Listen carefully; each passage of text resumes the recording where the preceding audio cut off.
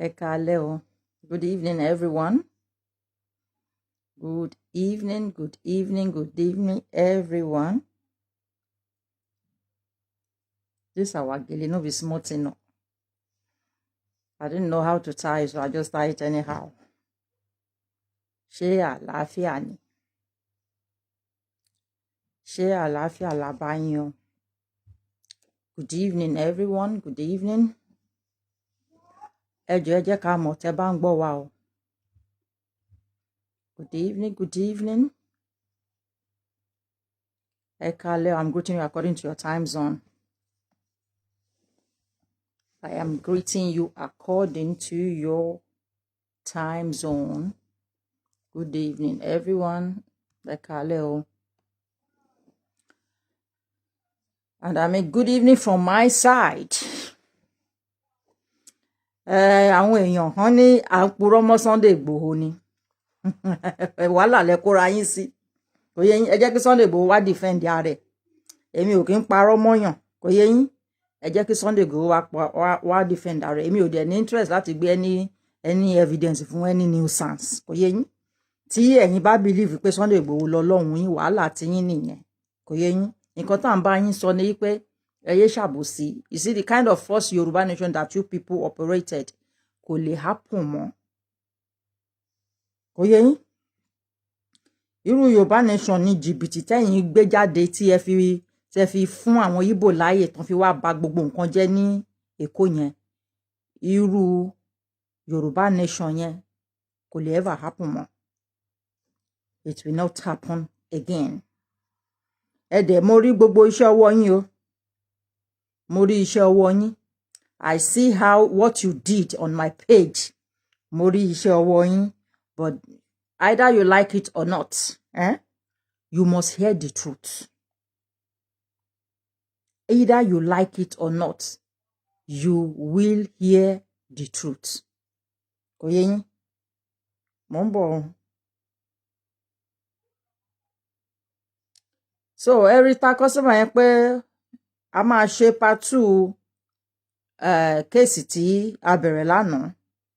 But a máa ṣe in a very different way. We're going to do it in a different way.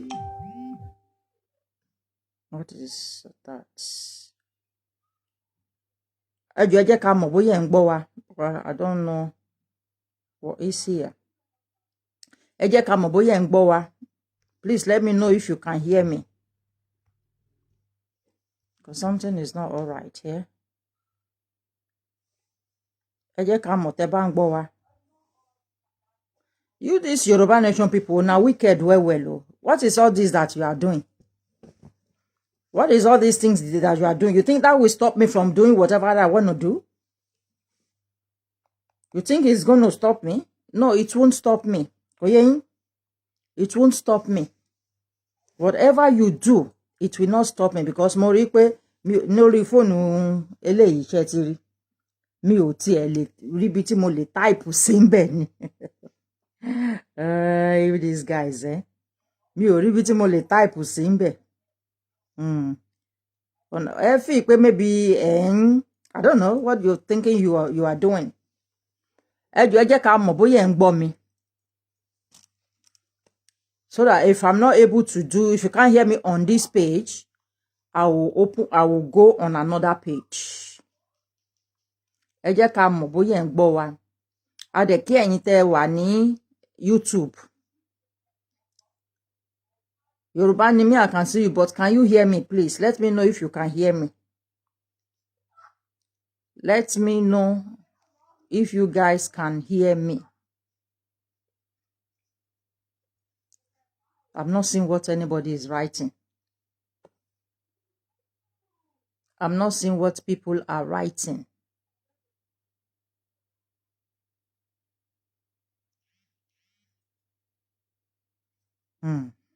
Now wow. Now what for a wire road? Now what for a wire road? Okay, I can see somebody pressing like. I can see people pressing like. But I can't see.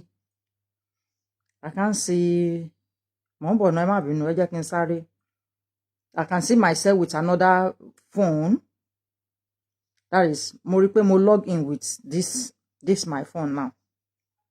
And I can see love and like there. Oh, let me see. Yeah, I can see my love and like there. Ẹ jọ̀ọ́ ẹ má bínú, ẹ jọ̀ọ́ mo fẹ́ ṣe nǹkan kan. Àwọn dádì tí a ní a máa gbé wọlé yẹn ó dàbí pé kò show yẹn ò necessary.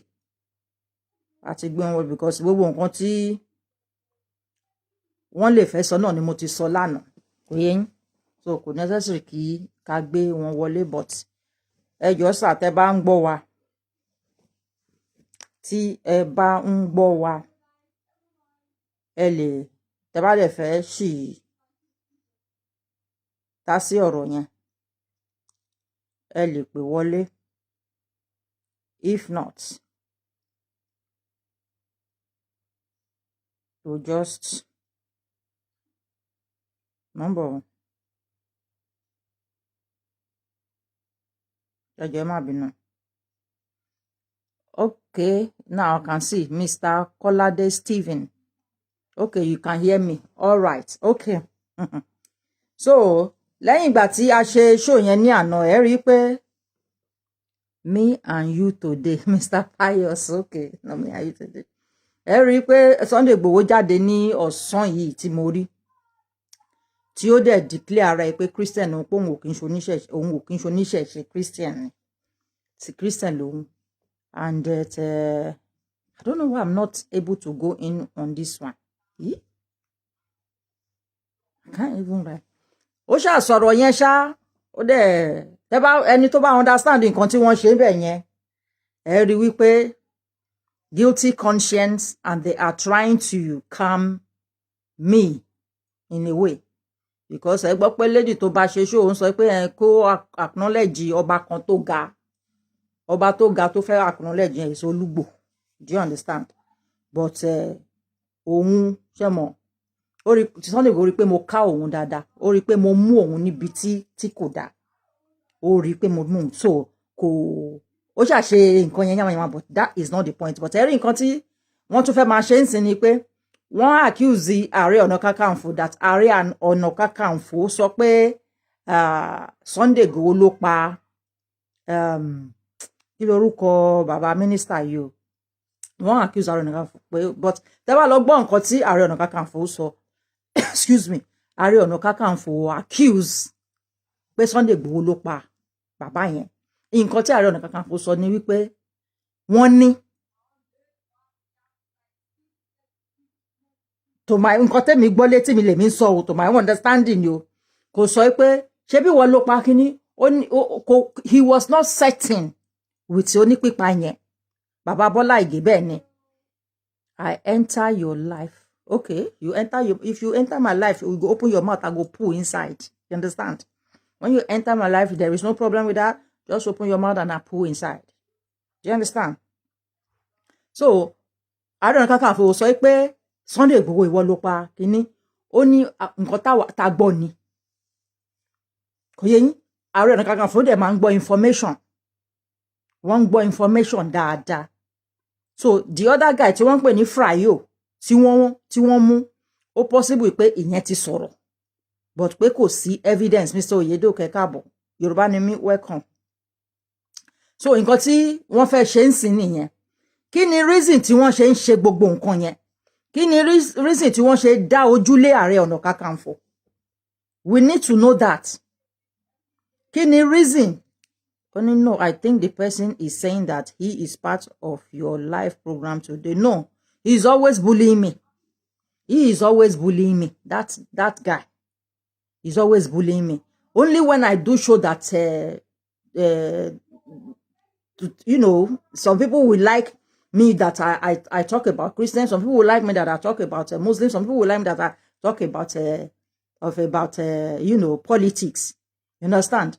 So he doesn't like me talking about, I don't know which one, maybe na Muslim, maybe na Sunday Igboho, I don't know. Do you understand? But ẹ jẹ́ ká continue show, ẹ má bà show jẹ́ fún mi. Kò yé yín sìn. So èmi ò gbọ́ bí tí Aare Onakakanfo ti accuse Sunday Igboho pé òun ló pa Chief Bọ́lá Ìgè. speculation lásán ni gbogbo nǹkan tí òun ni bàbá yẹn sọ, speculation ni. And this is not the first time they are speculating it. Ìgbà kan gan a gbọ́ rumor yẹn that Sunday Igboho yin ìbọn sí bàbá Ọbásanjọ́. So instead of you people coming out and be saying you want to be defending the indefensible, you are supposed to ask Sunday Igboho to come out and defend himself. It will make more sense if Sunday Igboho comes out and defend himself. Rumor tá gbọ́ ni wípé ó mọ̀ ń pa ikú tó pa Bọ́lá Ìgè. Rumor tá gbọ́ ni wípé ó yìnbọn sí bàbá Ọbásanjọ́. Kò yé yín, òun gan dẹ̀ tún fi ẹnu ẹ̀ sọ wípé tí Tinubu bá jáde wá ṣe any campaign, òun máa yìnbọn sí. Ó tún threaten ní bàbá Ọọ̀ni of Ifẹ̀. But today he's singing praises of Ọọ̀ni Ifẹ̀. Òun sọ fún apẹ́ Ọọ̀ni of Ifẹ̀ sọ pé òun ò bá dẹ̀ pé òun ò pé like pé Ọọ̀ni of Ifẹ̀ ò gbọ́ pé màmá ẹ̀ kú. Who in that Nigeria didn't hear that Sunday Igboho lost the mother? Tani ò gbọ́. Ṣé rí ẹ̀yin tí ẹ̀ ń ṣe bíi pé ẹ nífẹ̀ẹ́, ẹ̀yin lẹ máa tì, ẹ dẹ̀ máa ti wọnú iná ni. Kò yé yín, ẹ máa ti wọnú iná. A dẹ̀ mọ̀ yín. A mọ̀ pé ọwọ́ epo lẹ máa ń báyàn lá, ẹ̀ kí ń báyàn lá ọwọ́ ẹ̀jẹ̀. Kò yé yín sìn, ọwọ́ epo lẹ ń báyàn lá. Ẹ máa ti wọnú iná. There is no place tí Aare Onakakanfo ti sọ pé ìwọ Sunday Igboho ìwọ ló pa Chief Bọ́lá Ìgè. Kò síbi tó ti sọ. Kò síbi tó ti sọ. Ẹ̀yin tẹ́ dẹ̀ ń pùtù mẹ́sẹ̀jì ilé àbí tẹ́ ń pè tẹ́ ń sọ pé ṣé tòótọ́ ni Sunday Igboho negotiate pẹ̀lú Tinubu. Kò síbi tí mo ti sọ pé negotiate pẹ̀lú Tinubu. Mo ní ó negotiate pẹ̀lú Tinubu caucus. Ẹ máa gbọ́rọ̀ dáadáa. Mo ní ó negotiate pẹ̀lú Tinubu caucus. Tinubu náà ò ní fẹ́ gbéra ẹ̀ síta kó máa negotiate direct, lórí voice note pẹ̀lú Sunday Igboho now, because ó mọ implication ẹ̀. A ní ó negotiate pẹ̀lú Tinubu caucus ni. Tí ẹ bá mọ ọ̀rọ̀ gbọ́, wàhálà tí yín nìyẹn. I am not here to kí máa explain fún àwọn tí torí wọn ò pé. Mi ò mọ bí mo ṣe máa explain nǹkan yẹn. Anyway, fídíò tí a gbé wá ní èní, pẹ̀lú fídíò tá dẹ̀ gbé wá yẹn, a fẹ́ bèrè lọ́wọ́ Sunday Igboho àti àwọn Yorùbá nation miscreants. A fẹ́ bèrè lọ́wọ́ wọn wípé kí ni wọ́n ń dúró dè láti ìgbà tí Iwuanyanwu ti ṣe show tó ti ṣe interview tí mo máa play yìí. Kí ni wọ́n ń dúró dè tí wọ́n tí jáde wá tẹ̀ sí ojú àwọn Igbo. This is not the first time that Iwuanyanwu will be coming out and be telling people wípé they go nowhere. Wípé ilẹ̀ Yorùbá yẹn àwọn jọ máa gbé inú ilẹ̀ Yorùbá yẹn títí Jésù á fi padà dé ni. Gbogbo adé la mọ̀ pé Jésù ò padà dé sí anywhere. Kò yé yín, tó bá máa padà dé, a mọ̀ pé kò kí ń ṣe ilẹ̀ Nàìjíríà ló máa dé sí.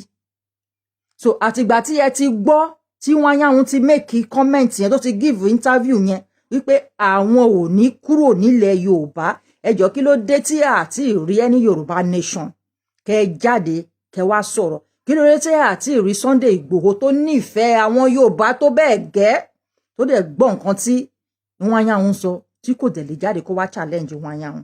Tó bá dẹ̀ ti ní ibi tí ó ti challenge Iwuanyanwu ni, ẹ jọ̀ọ́ ẹ̀yin èèyàn, ẹ jẹ́ ká rí fídíò yẹn torí mi ò tí rí lèmi ṣe ń sọ̀rọ̀. So let's just look into Iwuanyanwu's video.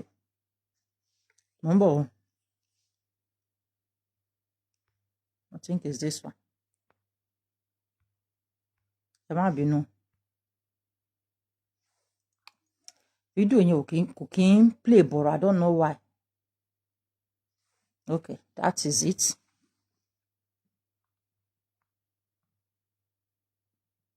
Ẹ bá wo video tí Iwuanyanwu ṣe o. Very faithful to this union. Lagos was declared our federal capital. All of us, we are called to rally round to develop our capital. Everybody knows the state of Lagos by 1914 when Nigeria became one country. Igbos, in loyalty and in faithfulness and commitment to this country, Nigeria, moved to Lagos and they made their contribution towards development. Make no mistake about it. Any other part of the country could have been capital. Capital could have been in Port Harcourt, it could have been in Asaba, it could have been in Calabar, it could have been anywhere, but it was Lagos. We didn't oppose it. We could have started opposing it then. Oh, why should it be Lagos? It's far from us. But we, as loyal Nigerians, we came in. Igbos came in the normal zeal, in the normal way they operate. They came in, they bought land from owners. When they came, there were people who owned the place. They were there. So Igbos didn't come to acquire empty land. Whatever property they have, they bought from people who own it. And they made developments. And every man of goodwill, every honest Nigerian will know that Igbos have played a lot of role in the development of Lagos. There is no way you can exclude the role of Igbos. What makes a capital big is not somebody thinking it is my own, it is my own. It's the number of people who come from various places to be there. The greatness of Lagos is measured by how much investment is brought from outside. A lot of Igbo investment have been brought to Lagos. And the good thing, the beauty about Igbos are people who are very faithful, very loyal to the system. Some people, when they come to a place and make money, they carry it home to develop their place. Igbos have a feeling, they say, that is wherever you live, you must protect and make very great. So Igbos apply the same spirit in Lagos. They develop businesses in Lagos, they establish in Lagos. They did that because Lagos as a capital was a capital not for any particular tribe. Lagos was a capital of Nigeria. Lagos was a home for all Nigerians, irrespective of tribe. Please, so I want to ask this question, Mr. Iwuanyanwu. You see, Sharia in Yoruba. Tí a bá lo brain wa. Can you imagine this man is an elder in Igbo land, a leader in Igbo land. See how he is talking like a fool. This is an Igbo elder. But ẹ̀yin ẹ máa wọ́ àwọn Igbo àwọn elder tí yín tí wọ́n ní ọpọlọ, ẹ máa wọ́ wọn lẹ̀, ẹ máa fi wọn ẹ sọ wọ́n di rag. This one is the one that called himself Igbo elder. You don't want to understand that the Igbo nation is so destabilized, so useless, that they are envying you for what you have, including you having your elder.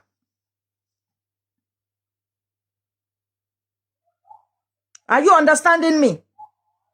Imagine how an elder is talking like a loser. People come abroad and establish, but they still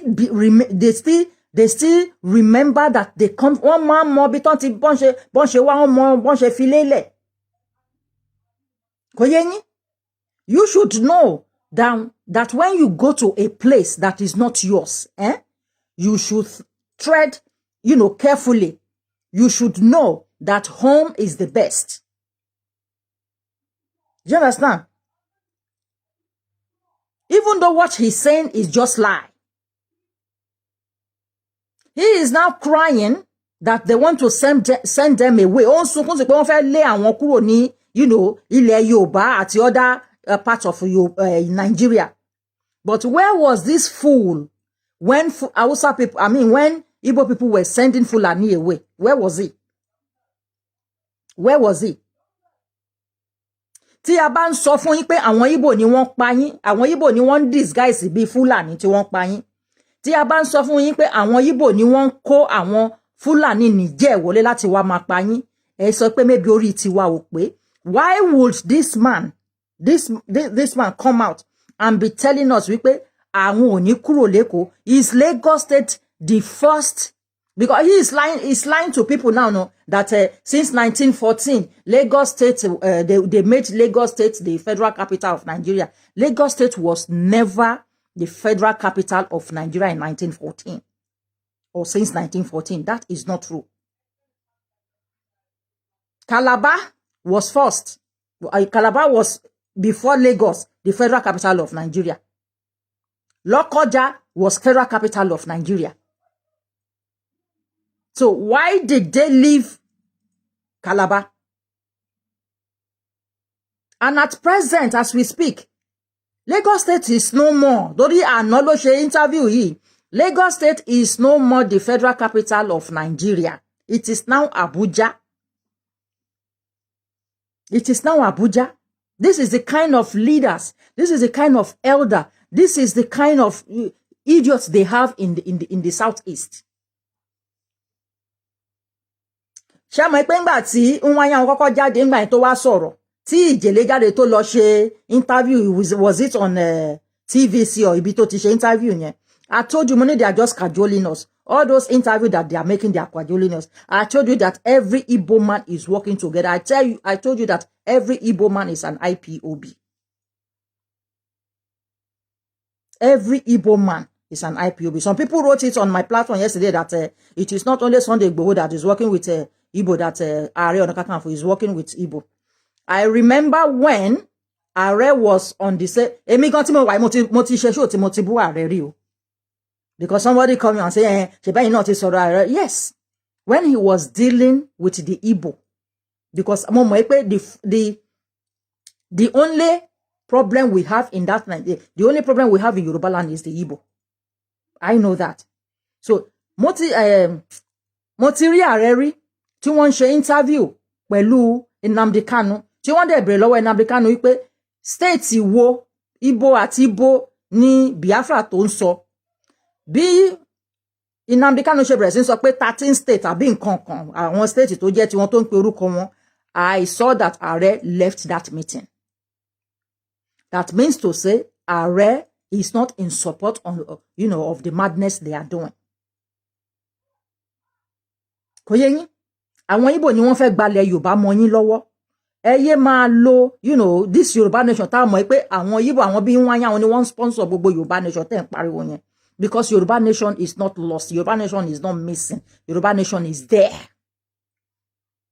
Southwest ni Yoruba nation. Southwest Tawayo ni Yoruba nation. Yoruba nation has always been there. It's not lost. It's not missing. So when you see people coming out to shout Yoruba nation, just know that Tony Nadi and people like Iwuanyanwu are behind it. The Barry one, T1 kind of a fema sorry against ara one playing in. This was the same thing they did in the 60s. One playing in Bogbo Igbo person. Gbogbo Igbo person IPOB ni wọ́n.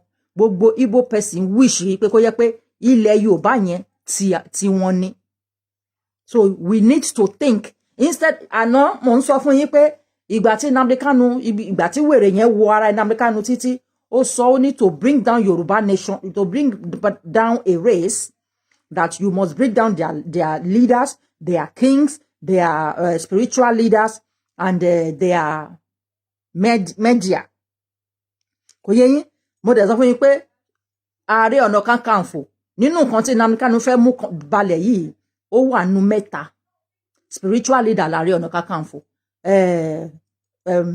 What is he called? He's one of the leaders anyway. Tabade tún sọ̀rọ̀ pé àwọn tí wọ́n jẹ́ ọba tí wọ́n bá ń ṣe, a lè pe ipò ààrẹ, torí ọba ló fún ní ipò yẹn. Ipò tó ń lò yẹn ọba ni ó fún ní ipò yẹn. Ẹni tí ó ń gba àṣẹ lẹ́nu ọba òun ni Aare Onakakanfo jẹ́. So that is why I said he is already in that three category. So if they now prompt you, if they now pay you people to bring him down, you are bringing Yoruba down. And this Sunday Igboho that you people are just carrying on your head, you are looking at him as if he's your savior. Because most of I want to tell Sunday Igboho kiri yìí, àwọn oníṣẹ̀ṣe ni wọ́n ẹjọ́ ṣe Sunday Igboho jẹ́ oníṣẹ̀ṣe ni. If you ask me, di oníṣẹ̀ṣe tí wọ́n tẹ̀lé Sunday Igboho kiri orí wọn ò pé because Sunday Igboho ń disgrace ìṣẹ̀ṣe ni. Gbogbo òṣì tó ń kó sára yẹn ó fi ń disgrace ìṣẹ̀ṣe ni. Nǹkan táwọn onítíátà ń ṣe tá à ń sọ pé àfẹ́ òun ni Sunday Igboho ń ṣe. Adé jáde àwa sọ fún yín pé Christian òun Ọlọ́run nìkan ni nìkan ẹ wo bó ṣe sọ ọ̀rọ̀ yẹn àsìfù pé ẹ̀yin oníṣẹ̀ṣe o àbí àwa oníṣẹ̀ṣe o àmọ́ Ọlọ́run, which is a slap on oníṣẹ̀ṣe. Ọmọ àlè lóníṣẹ̀ṣe tó bá ń support Sunday Igboho, ọmọ àlè lọmọ Yorùbá tó bá ń support Sunday Igboho. Sunday Igboho is a greedy bastard. It's a greedy bastard. Ìgbà tó máa fi jáde ìgbà tá star accuse ẹ pé òun ló rán àwọn guys yìí síta. Ṣẹ́yìn gbọ́ lẹ́nu ẹ̀ níbi tó ti ń sọ̀rọ̀ yẹn. Ṣẹ́yìn gbọ́ lẹ́nu ẹ̀ pé ẹ̀yin tí ẹ̀ ń bú ààrẹ o ẹ stop àti máa bú ààrẹ. Ṣé gbọ́ lẹ́nu ẹ̀? Kò jáde lẹ́nu ẹ̀. Ẹ ti mọ̀ pé òun ló wà ní gbogbo nǹkan yẹn. There is another man náà tó jáde tó sọ pé ibi tá bá iṣẹ́ tá bá ṣe fún so time tí àbárí nǹkan jẹ́ ń bẹ̀. When I watch that man tó ń sọ̀rọ̀, mo fi pé nǹkan tí ààrẹ sọ tó jọmọ́ yí pé Sunday Igboho, Frayo àti bàbá Bọ́lá Ìgè yẹn, nǹkan yẹn ló bí gà yẹn tó fi wá sọ̀rọ̀. Ẹ bá dẹ̀ wá dígà yẹn tó wá sọ̀rọ̀ yẹn, ẹ mọ̀ pé òun gan ó ti máa ń bá Sunday Igboho pa àwọn èèyàn. Ẹ bá wá díẹ̀. So if Sunday Igboho is truly working or fighting for the Yoruba race, why hasn't he come out? Kí ló dé tí ó jáde kí ó wá àdírẹ́sì nǹkan tí Iwuanyanwu yìí ń sọ? Kí ló dé tí ó pe àwọn boys ẹ̀ síta àtàwọn girls ẹ̀ síta kan wá fún Iwuanyanwu lésì? Iwuanyanwu ní àwọn ò ní lọ sí anywhere. Àwọn làwọn develop ilẹ̀ Yorùbá. Your mother is talking nonsense. Bakari, your mother is talking nonsense. I will block you. If you do rubbish there, I will block you. Do you understand? If you think I'm talking nonsense, anything that I say that is nonsense, correct it. Instead of saying, come here. Tẹ́ bá ti mọ nǹkan tẹ́ máa sọ, lẹ máa ń wọlé tẹ́ máa sọ, oh, you are talking nonsense. Say this, you say the sense. Counter me and say the sense. Or say, madam, no, that is not true. This is what is the truth. Do it instead of just entering somebody's platform and say you are talking nonsense. Apàyàn ní Sunday Igboho kò dẹ̀ fìbò. Ó lóun máa dàbọn bo Tinubu. Ṣé ẹni tí ò bá kí ń ṣe apàyàn ó máa ṣe yẹn? Kò yé yín? Kò dẹ̀ nífẹ̀ẹ́ ọmọ Yorùbá. Tó bá nífẹ̀ẹ́ ọmọ Yorùbá ni kò ní jáde lẹ́yìn ìgbà tí Tinubu ti dáríjì tó ti jẹ́ kí ṣẹ́yìn rò pé Sunday Igboho yẹn áyán òun ni Sunday Igboho lẹ́gbẹ̀ẹ́ olóńgbò bàbá Tinubu. Áyán òun ni Sunday Igboho. Ṣẹ́yìn believe pé bàbá Tinubu ò ní fún ní àyè òun á dẹ̀ wọlé wọ Nàìjíríà á wá máa sọ pé release Nnamdi Kanu tó fẹ́ pa Tinubu. Nnamdi Kanu pẹ̀lú gbogbo nǹkan tó bàjẹ́ lẹ́kọ̀ọ́ yẹn. Nnamdi Kanu pẹ̀lú nǹkan tí àwọn Yíbò bàjẹ́ ní Èkó yẹn ni wọ́n máa wá jáde. Wá dẹ̀ sọ pé onífẹ̀ẹ́ ọmọ Yorùbá. Wá dẹ̀ máa sọ pé kí wọ́n release Nnamdi Kanu. Tí Sunday Igboho bá fẹ́ ọmọ Yíbò, tá gbọ́ pé ọmọ Yíbò torí to me Delta Yíbò ni. Tó bá fẹ́ ọmọ Yíbò ìyẹn ò kí ń ṣe business Yorùbá, ìyẹn ò kún àwa. Ìyẹn ò kún àwa. Tí a bá go regional, tí ìyàwó ò bá lè gbé ní ilẹ̀ Yorùbá, Sunday Igboho lè lọ sí ilẹ̀ Yíbò kó lọ gbé ńbẹ̀. Kó lọ sílẹ̀ Yíbò kó lọ gbé ńbẹ̀. Ẹ yá máa gbọ́ ọ̀dẹ̀ yìí lọ. And that is the reason why we all agreed to be under the same country. Now, that is what happened in Lagos. And I want to let you know that this is not only Lagos. Even in Abuja, we are having similar experience. And take for example, when the federal government decided to move the capital out of Lagos, in those days, our leader, Zeke, suggested that the capital should be in the east. In fact, he suggested somewhere between present Ebonyi State and Cross River State. That was the suggestion our leader made. I think some you can see that these people are just greedy idiots. During the regional system time, we had 3 regions, which is the northern regions, the eastern region, and the western region. Okay, the eastern region was the first place they shifted the capital of Nigeria to. The eastern region was the first place. Then they took it to western region. Are they supposed to take it back to eastern region, or they are supposed to take it to northern region? But after Lagos, the Igbo people, they were asking for the capital to be shifted back again to the eastern region. So normal. Àwọn tí wọ́n bá ti ń rorí bẹ́ẹ̀ yẹn, ṣé ẹ ti rí pé olè ni wọ́n? Ẹ ti rí pé olójú kòkòrò ni wọ́n? Have you ever heard any Hausa Fulani person saying, in this Lagos, we buy here, we are going nowhere. We have invested so much and we are not going anywhere. And when I look back to how much every region has invested in Lagos, Igbo region invested the least. I think about 9 billion. And what these people have destroyed in Lagos alone is more than 20 billion. It's more than 20 billion. Hausa people invested 97 billion. Now, tell me how much kí ni àwọn Igbo invest leko? Ẹ ti gbọ́rọ̀ òṣì kan tó sọ pé tí àwọn bá kúrò ní any region, any city ní Nigeria, pé city yẹn máa di ahoro. Ẹjọ́, àwọn wo ni wọ́n ń rajà lọ́wọ́ àwọn Igbo? A mọ̀ lóòótọ́ pé àwọn Igbo ni wọ́n ń ta everything, wọ́n ti take over gbogbo market. But àwọn wo ni wọ́n ń rajà lọ́wọ́ wọn? Ṣé bí àwa là ń rajà lọ́wọ́ wọn? So tí wọ́n bá lọ, ṣé bí àwa la ṣì máa rajà lọ́wọ́ àwọn tiwa tí wọ́n ń ta ọjà? So that is why when I heard this man spoke, when I hear him speaking, I just see that Igbo people, they are finished. They are finished. You call this kind of a person an elder? You call this kind of a person an elder? This is not an elder. This is not an elder. An elder cannot, a sensible elder will not be talking like this man is talking. This is a bloody fool. Iwuanyanwu is a bloody fool. He has no brain. Ṣáwọn náà wá ra àwọn ọjà tí wọ́n ń tà yẹn ni. Àwọn ni wọ́n ń tà, àwa là ń rà. Àwọn ni wọ́n ń tà, àwa là ń rà. So, tí wọ́n bá stop àti máa tà, táwa wá ń tà, àwa náà la ṣì máa rà, which will benefit us more.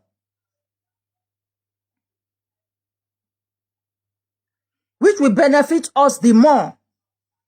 Mr. Yusuf Babatunde Alabini, let me read that out. Wọ́n ní Bakare Adekunle, Southwest is moving forward day by day. It is your family house and the region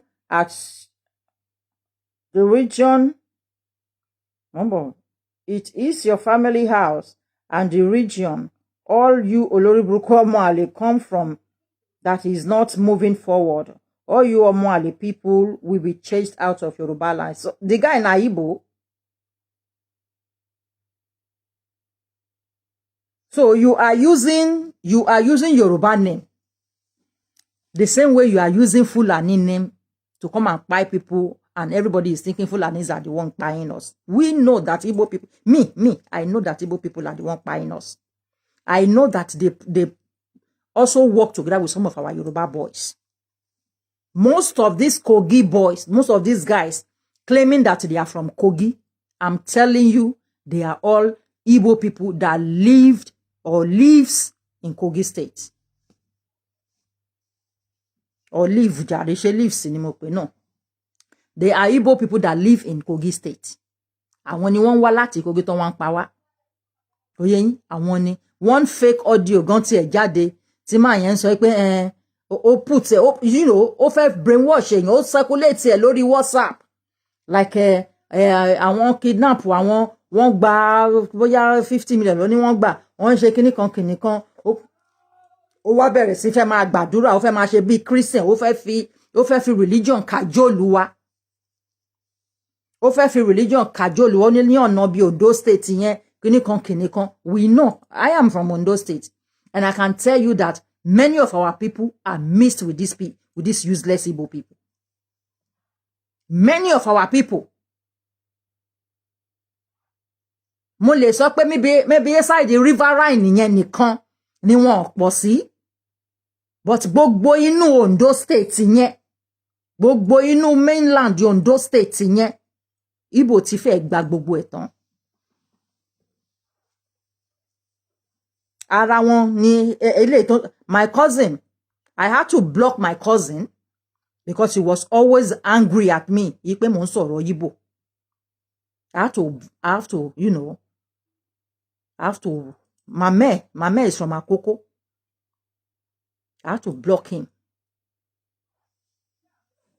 Towards Ikorodu, but the federal government, in its wisdom, decided to set up a committee that now decided that Abuja should be the best. And indeed, anybody of goodwill, any honest Nigerian will agree that Abuja is a very good place. Abuja is central and has a lot of qualities that make it is not because Abuja is central. We were told you at see, that time. It is a shame that these so-called elders will come out and be lying to gullible youths.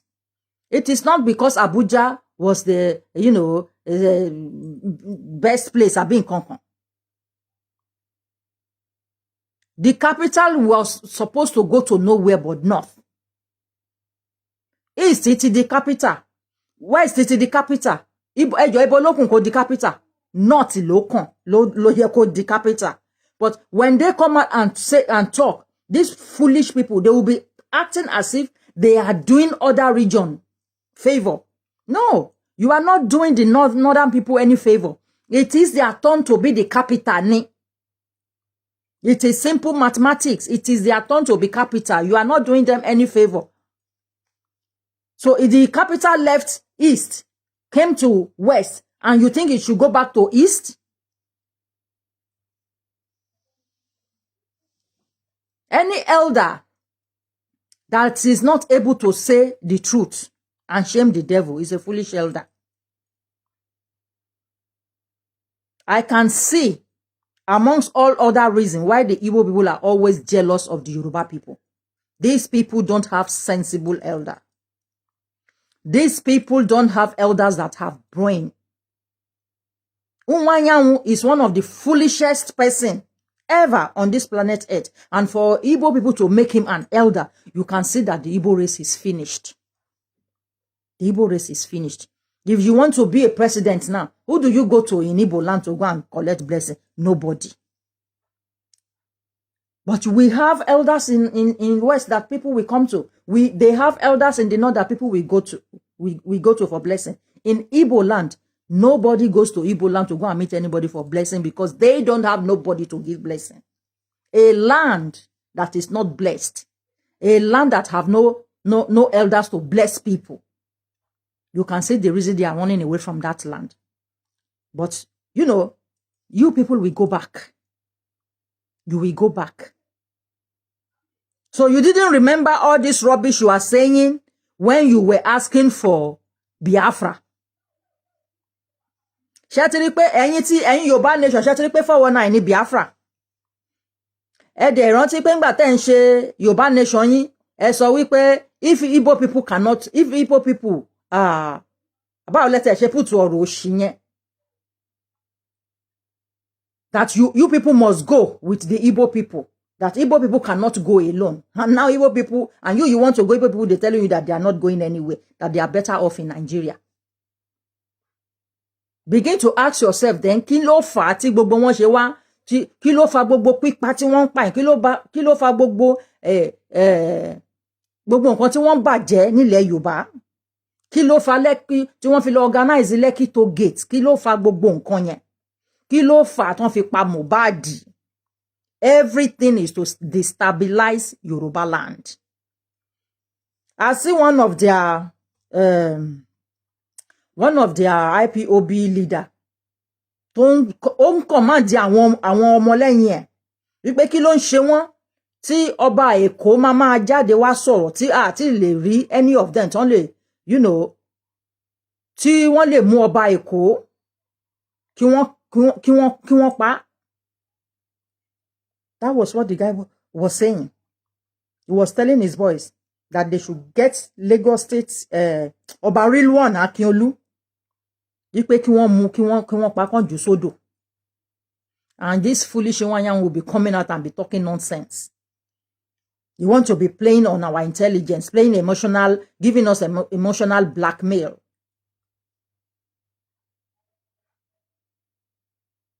Only the present government just needs to return Nigeria back to regional government. That's only way of solving these unending problems in Nigeria. They know that that is what will happen.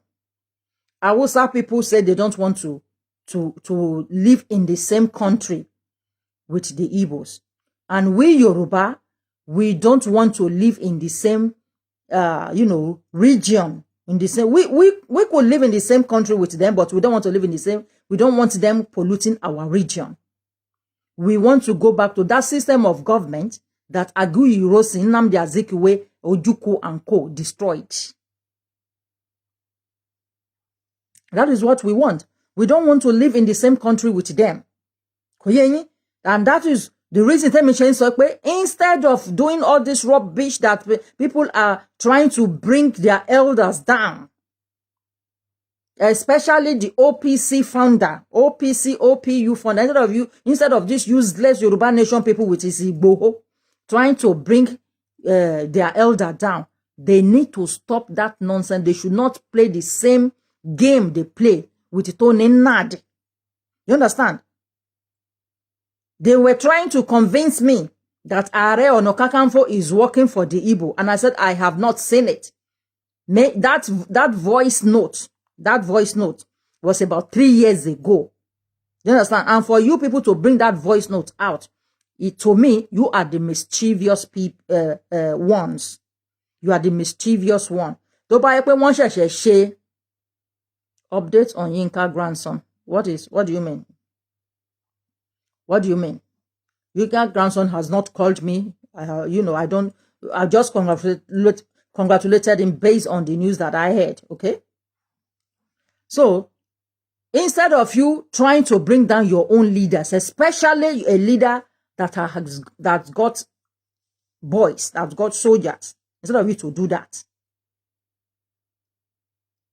why not?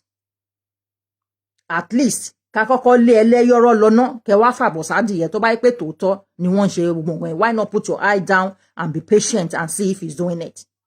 Èmi fi ojú sílẹ̀ nígbà táwọn àwọn èèyàn sọ pé Sunday Igboho is doing some money. No, I did a show. Money Sunday Igboho mi ò show e pon fake. But it was inside the group that I am. Mo fẹ́ yọra mi, but mo ṣe ní kí n ṣe calm down. It's inside that group that I know that truly these Yoruba nation people are, they are coming together to start what they stopped then. And I am telling you, Yoruba nation is not missing. We have Yoruba nation already. Àwọn Igbo ni problem tí àwa ọmọ Yoruba taje. There is one stupid one inside the group. We have to change Yoruba name. We don't want this Yoruba name. What we want to be bearing is Ife, Ufe O Daye, Ufe O Daye. And when you listen to this guy talking, mo suspect pé bobo yo kì í ṣe Yoruba, because there are some way he pronounced him. I can see the Igbotic accent in his Yoruba. You understand? We from Ondo State, when we speak, you will know that we are not from Oyo, we are not from Lagos. You will just know that, okay, accent you dolele. But this one is in Igbotic accent, and he's always doing show that we have to change Yoruba name. We have to change Yoruba name. The Yoruba name is destroying us. Oruko Yoruba yen on fún àwọn ní orí burúkú. But this same Yoruba name was what we had during the regional government, and we were progressing.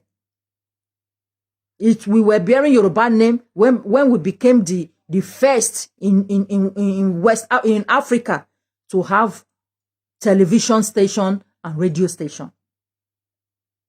We were bearing this Yoruba nation when we built the tallest building in Africa. We were bearing this Yoruba nation. If you go to St. Kitts and Nevis, St. Nevis and Kitts, they bear Yoruba there, and they are progressing in their small island. People are bearing Yoruba in Brazil. You understand? And they have not. If you will see a country that will bring Brazil away, so the Yoruba name is not the problem. If you see anybody doing program and saying, yeah, the Yoruba name is what is giving us issue, is Yoruba name, they come with a bad luck. It is not true. These are Igbo-sponsored campaigners. Igbo-sponsored. Ote, baba yẹn tiẹ̀ sọ, ó ní orúkọ tá ń jẹ́ ìṣe ọ̀pẹ. Ó ní orúkọ tí wọ́n ń pè wá tẹ́lẹ̀ ọ̀pẹ ni. And for me, I know that people from Benue State are the one that speaks ọ̀pẹ language. Ìwọ dẹ̀ ń sọ fún wa wípé ọ̀pẹ là ń jẹ́ tẹ́lẹ̀. Àwọn èèyàn dẹ̀ ń believe wípé ọ̀pẹ ni wọ́n ń jẹ́. He now wanted to trick me. He now wanted to trick me as we were talking. Ó kàn sáré fi, I think it's Oma Wandu at Oma disguise. Bóyá òun ni Ọláwálé tí ó ń sọ̀sọ̀kúsọ yẹn, I don't know. Ó kàn fọgbọ́n fi audio ibi tí àwọn èèyàn ti ń kífá. Ó wá fọgbọ́n fi audio yẹn sí. Ó fẹ́ convince me pé onífá lòun. Mo mọ̀ pé ṣọ́dẹ̀ lélẹ̀ ni. You don't know that you are talking to ìyá ayé. Ẹsẹ̀ ti wá gùn. You understand? Ẹsẹ̀ ti wá lè má gùn di alátìkáwé, but ẹsẹ̀ ti wá gùn. So when you see people now coming out and be bringing different versions of madness, that yeah, that Yoruba name, they have to change it. Kinikon, blah, blah, blah, blah. They are Igbo-sponsored campaigners. That the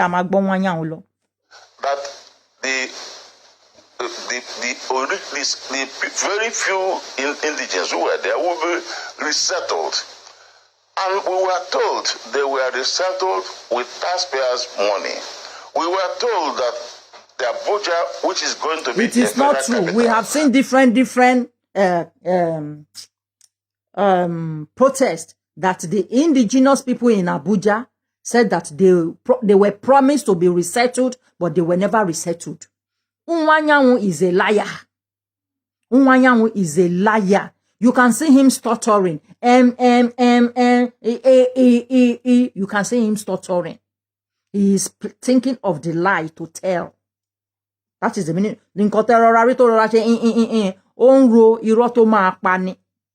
He's a liar. Will be a rule for every Nigerian, irrespective of tribe, irrespective of religion. In the same manner, Igbos moved into Lagos. Igbos moved into Abuja.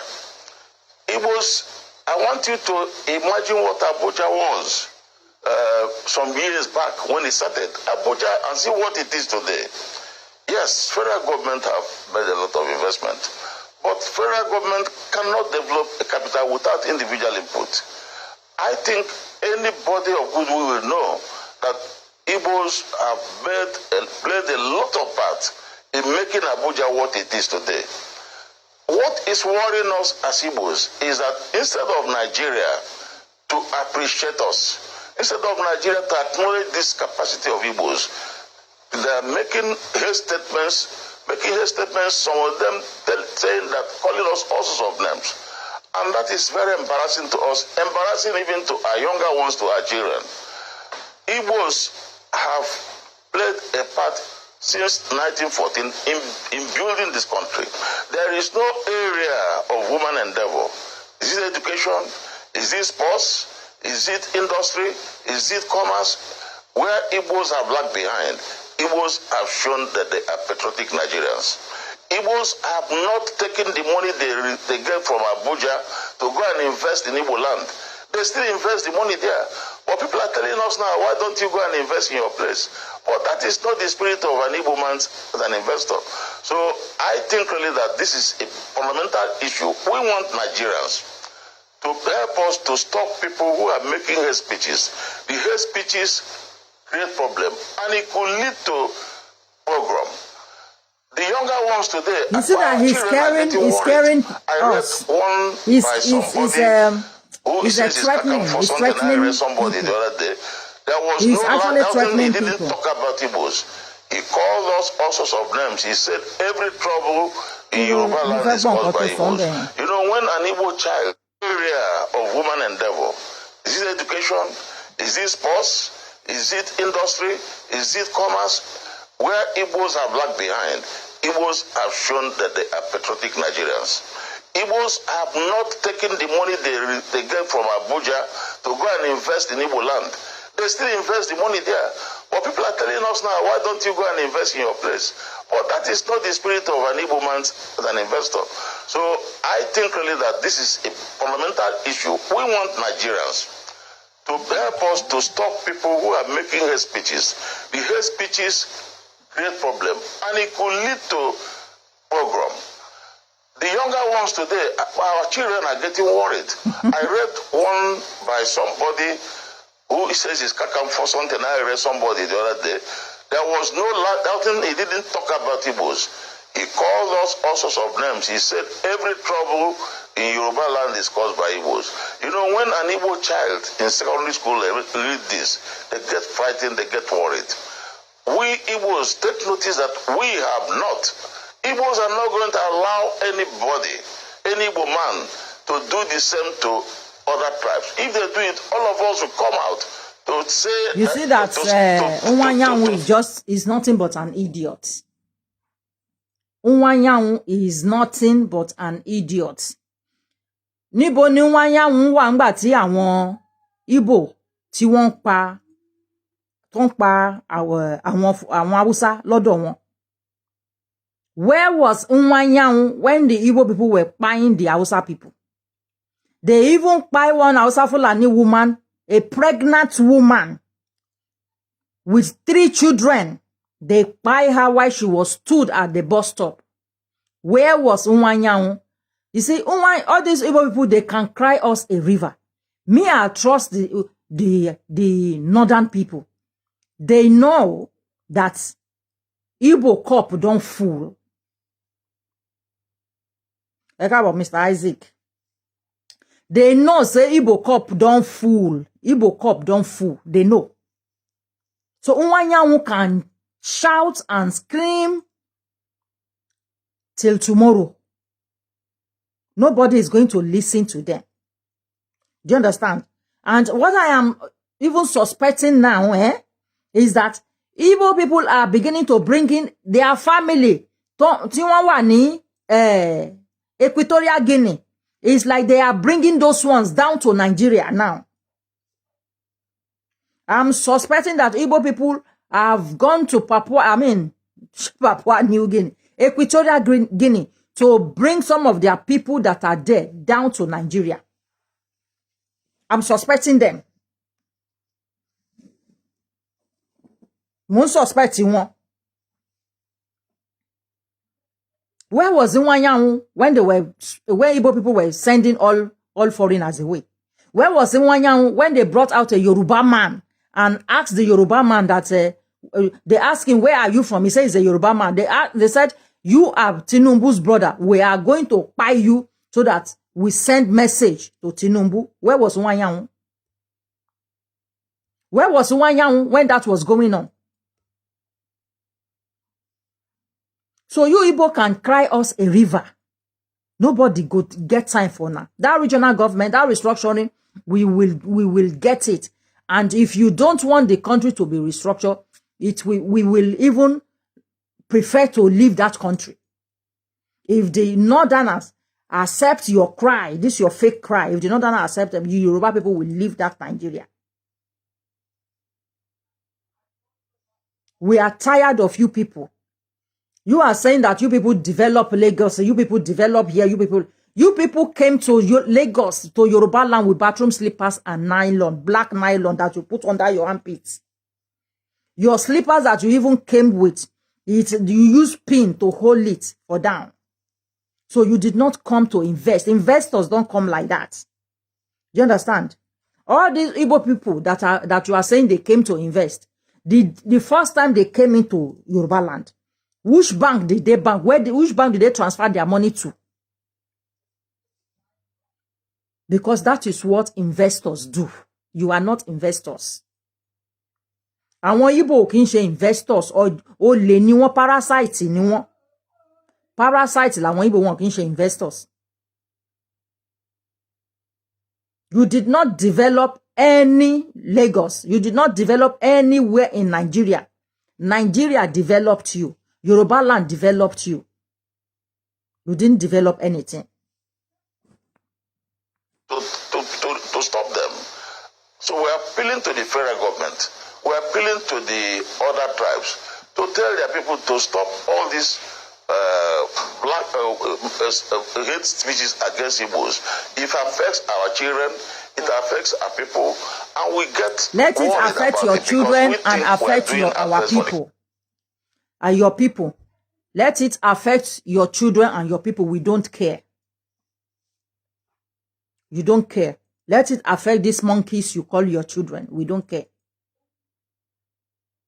Go and develop your area. This is not the first time. This is not the first time you are telling us, this cock and bull story. We develop this, we develop it also. Kò fi ẹnu sọ, kò fi ẹnu kàn, wípé àwọn develop Port Harcourt. Wo interview yẹn. I watched it from beginning to the end. He never mentioned that they developed Port Harcourt.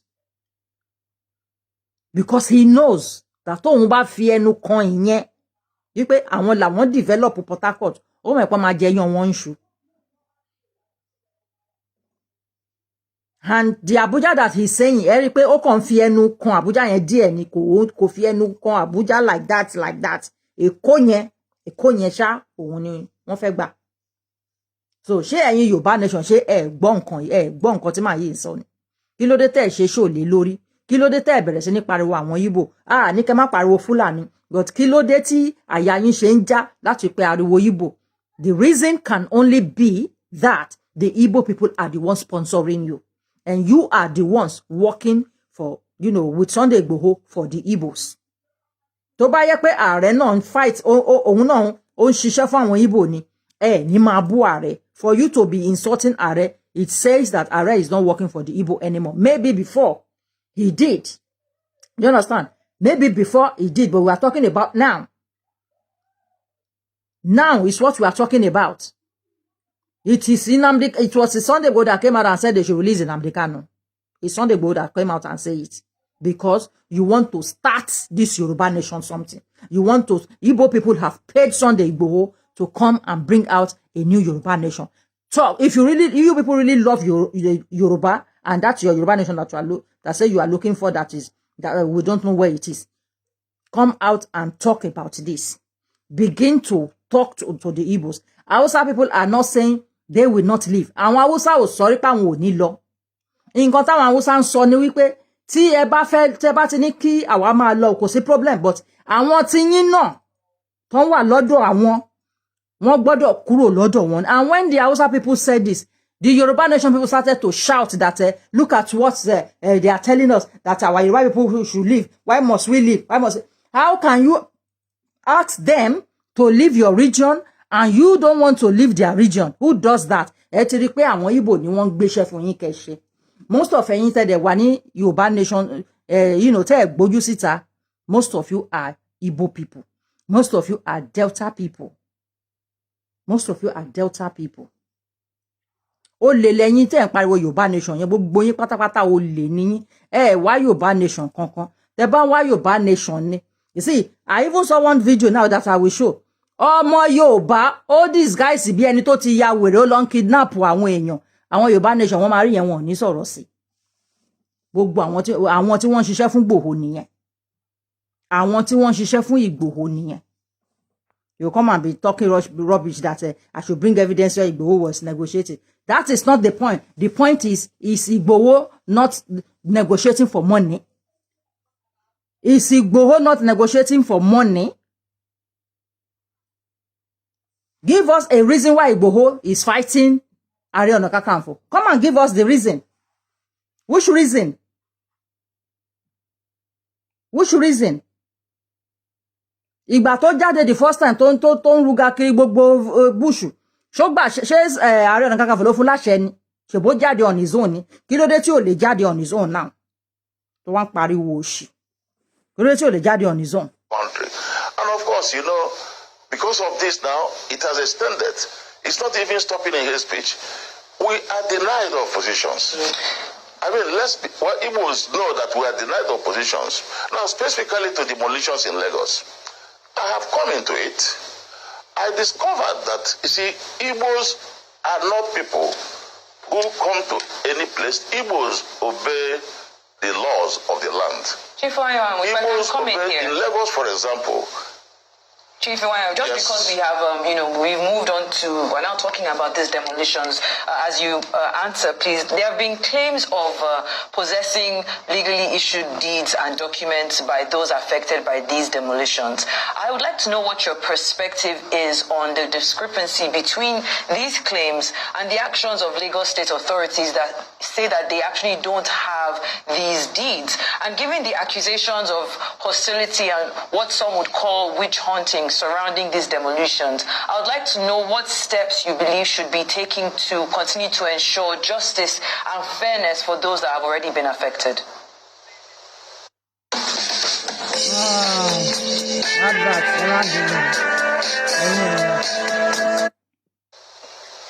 Okay, thank you very much. I'll go straight to the point. The point is that it is not fair for the Igbos, it's not fair for Nigeria, for anybody in this country to come at this time when we are passing through tribulation, through crisis in our economy, to stop. Can you hear what this foolish man is saying? Hey, Joe, is this one making sense? Is this Iwuanyanwu, is it making sense? What is wrong with your economy? What is wrong with the economy? There is nothing wrong with the economy. Okay? There is all this one that they are making us. £1 is a 2013. Was it 2013 or 2019? Do you not know the denomination rate of Iranian? Is it dinar that they use there? Iranian dinar to dollar? Do we not know it? You think exchange rates? Exchange rates ó mean, iye yẹn ló ń calculate development ìlú ni. No, òun kọ́ ló ń determine bí ìlú ṣe ń develop. Ẹ̀yin ní East ní mọ̀ bí wọ́n ṣe ń ṣèjọba. Lagos State, for instance, is according to what we heard, is the 5th largest economy. There is nothing wrong with the economy. Do you understand? What we are asking for is for you people to pack your bag and baggages and go to your region and go and develop your region. And you are not in position. Igbo people are not in power, so therefore they are not in position to come and dictate how the present government runs the country. They are not in position to do that. They should keep their mouth shut. Because when Jonathan was there, when Igbo people was running things, Yoruba people did not dictate to them how they run the country. So Iwuanyanwu has no right to come and tell us what to do to run a government. Tí Iwuanyanwu bá mọ̀ bí wọ́n ṣe ń run government, if Iwuanyanwu knows how to run government, he should go and give that advice to the Eastern governors so that they can use that advice to develop their Eastern region. Do you understand? Iwuanyanwu is making the Igbo people look like idiots with what he's saying.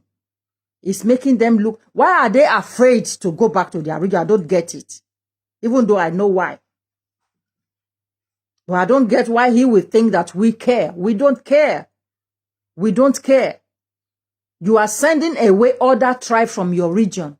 And now you want to cry that you are about to be sent back to your region. So when you were looking for Biafra and we were looking for Yoruba nation, are you saying that you will get your Biafra, we get Yoruba nation, and you are still occupying our Yoruba nation?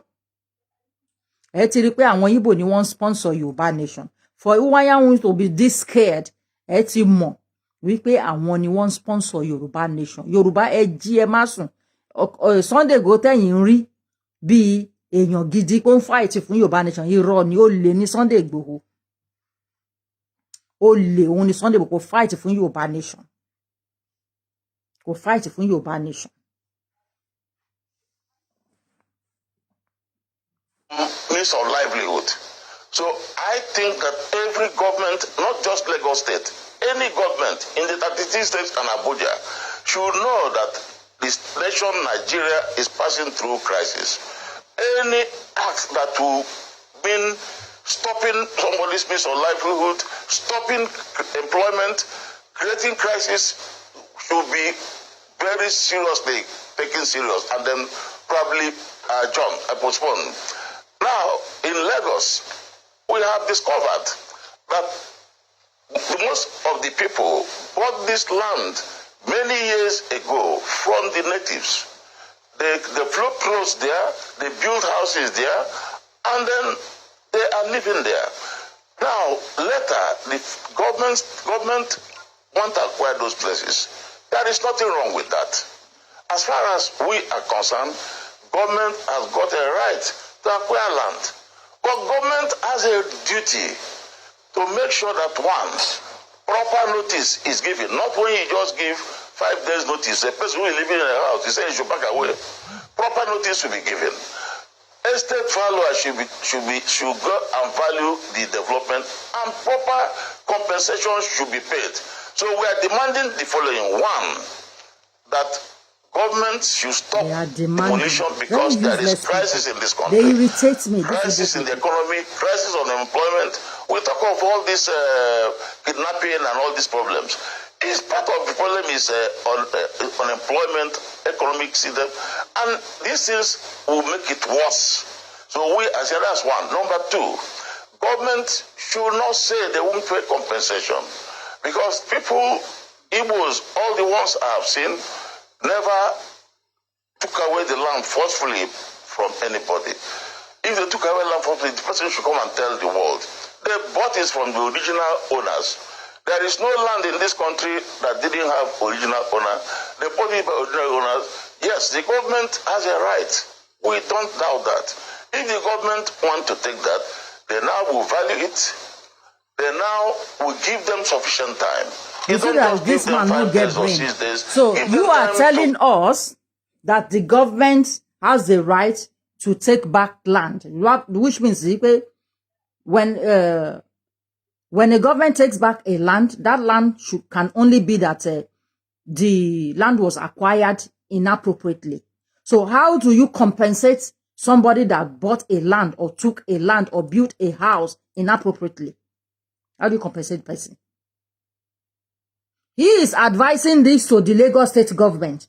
But in his own area, after they demolish house in Anambra, the Anambra people, the Anambra people, the Anambra government forced the people to pay for demolishing that house.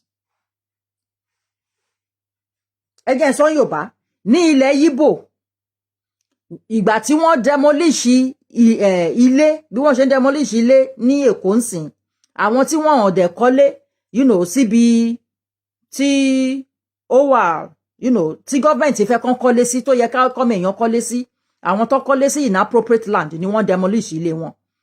Ní Anambra tí wọ́n demolish ilé wọn, tí wọ́n fọ́ ilé wọn, àwọn tí wọ́n ní ilé tí wọ́n fọ́ yẹn, àwọn ni wọ́n tún sanwó fún ìjọba fún iṣẹ́ tí ìjọba carry out láti fi demolish ilé wọn. But wọ́n lórí burúkú Iwuanyanwu yìí ńsìn, ó wọ́n advice government ilẹ̀ Yorùbá wípé lẹ́yìn ìgbà tẹ́ bá tẹ́ fẹ́ demolish ilé wọn ó yẹ kí ẹ sanwó fún àwọn tán ní ilé yẹn ni. Bọ̀bọ́n ṣe lọ́dọ̀ tí yín kọ́ nìyẹn. Wọ́n demolish ilé 300 ní Kaduna. Àwọn ẹni tó ní ilé ní Kaduna yẹn, àwọn tó ní ilé yẹn ni wọ́n sanwó fún ìjọba. Let me see if I will come back to this one, but let me see if I will see one of the videos. Mumbo. Let me see. Maybe it's this one. Mo ṣì máa padà sí ọ̀dọ̀ ẹ̀ tí time mo bá wà. Mumbo, ẹ jẹ́ ká wélé. Kí ló ṣe? Sorry. I think that one went. Work and its environs can be viewed from a distance by the team and shows over 200 buildings erected on waterways, blocking the flow of water into the river Niger. He has said that is not acceptable, so he has given us instruction, even at that during that tour, that we should go and mark every house on the waterway.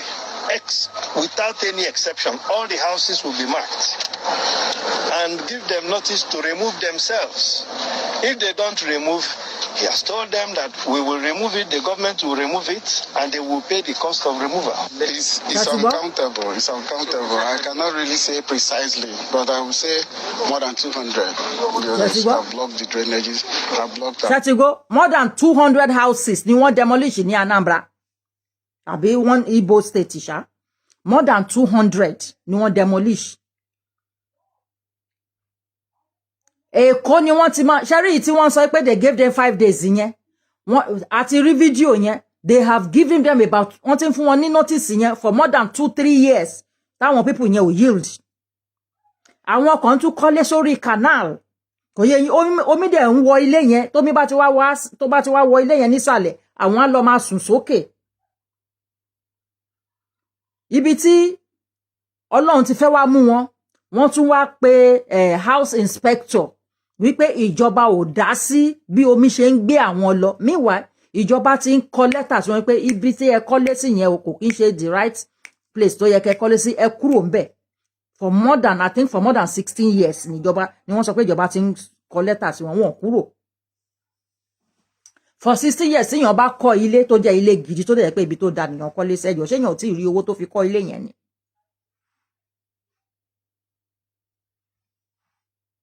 Wọ́n wá fẹ́ pè ìjọba ní ẹjọ́, but ìgbà tí kóòtù wá sọ pé all of them must leave the place, wọ́n wá bẹ̀rẹ̀ sí ní bẹ̀ ìjọba.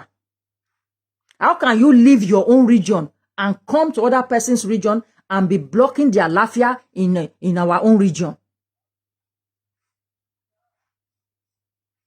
Lọ́dọ̀ àwọn Yíbò tí ìjọba bá ti fọ́lé wọn, àwọn tí wọ́n ní ilé tí wọ́n fọ́, àwọn ni wọ́n tún sanwó fún ìjọba. But ẹ gbọ́ nǹkan tí Iwuanyanwu ń sọ wípé lẹ́yìn ìgbà tán bá ti fọ́ ilé àwọn èèyàn yẹn ó yẹ kán fún wọn lówó ni, ó yẹ kán ṣe kìnnìkan ni. This was the same Iwuanyanwu that told us that àwọn ready àti san owó tí àwọn ọmọ wọn fi fọ́ Èkó nígbà riot yẹn. So they are losing it. They are the one who don't want to leave Nigeria. They are the one tí ó jẹ́ pé àwọn ni wọ́n enjoy jù ní Nigeria yẹn. Gbogbo ká máa lọ sí Abuja ká lọ máa gba owó ká lọ máa ṣe kíní, àwọn ló pay jù, because àwọn lẹ́yìn ìgbà tán bá ti gba owó wọn, àwọn ọmọ wọn kì í gbé ìlú wọn, ọ̀dọ̀ wa làwọn ọmọ wọn ń gbé. Ẹ wo gbogbo àwọn ìyá wa ń sìn. They are crying all the time. They have to pay school fee. They have to pay school fee because àwọn Yíbò ti occupy gbogbo government schools wa. Àwọn ọmọ wa wọ́n force àwọn ìyá wa kan fi ọmọ wọn sí, private schools. Àwọn wo dẹ̀ náà ní private schools yẹn, àwọn Yíbò náà tó kọ́ private schools yẹn. Kẹ́ wo ìyá méjì tó ń jòkóbó Yorùbá. Ẹ wo ìyá mẹ́jọ tó ń jẹ òkóbó Yorùbá. Gọ́ọ̀mẹ̀ntì Yorùbá kọ́ ilé ìwé fáwọn ọmọ Yorùbá. Àwọn Yíbò rọ́ wá láti ọ̀dọ̀ wọn, wọ́n wá kó àwọn ọmọ wọn sí ilé ìwé Yorùbá yẹn, that government school, Lagos Yorùbá Western Region schools. Àwọn ọmọ Yíbò rọ́ sí. Àwọn ìyá wa ò lè fi ọmọ wọn sí government school mọ́, wọ́n máa fọmọ wọn sí private school. Àwọn òdẹ̀ ló kọ́ private schools yẹn Yíbò ni. Ẹjọ́ ṣé orí Sunday Igboho pé kó fi lè rí gbogbo nǹkan yìí ni? Ṣé kò rí pé àwọn Yíbò ń pa wá lára ni? Wọ́n ṣe wá ń gbé owó fún tóun náà fẹ́ wá máa jà, tó fẹ́ máa sọ pé òun fẹ́ balẹ̀ Yorùbá jẹ́. Torí pé ó ti fẹ́ ọmọ kòbòkòbò. Èmi mọ̀ bóyá fẹ́ ọmọ kòbòkòbò àwọn èèyàn ló sọ bẹ́ẹ̀ o. Ṣó normal? Ṣó normal? Káwọn àwọn elders wa, àwọn politicians wa, àwọn leaders wa kan kọ́ school fún àwa. Kẹ́yìn Igbo dẹ̀ kó wá kẹ́dẹ̀ occupy gbogbo school yẹn. Káwọn ìyá yẹn wá máa lọ, you know, wọ́n kọ́ ọmọ wọn sí private school. Ẹjọ́ àwọn wo náà ń jìyà yẹn? Is it not us? So we have to think. Ìwọ tó bá wọ platform tó bá ń sọ pé maybe why tí wọ́n ṣe hate Yorùbá, wọ́n ṣe hate Igbo, wọ́n ṣe ní hate Igbo. Wọ́n ṣe ní hate Igbo, gbogbo nǹkan ní Igbo ti gbà tán lọ́wọ́ wa, gbogbo market wa, wọ́n ti gba gbogbo ẹ̀ tán. School wa, àwọn ọmọ wa ò lè lọ. Self confidence, wọ́n ti gba gbogbo ẹ̀ tán. And we should be looking at them. Should we be looking at them?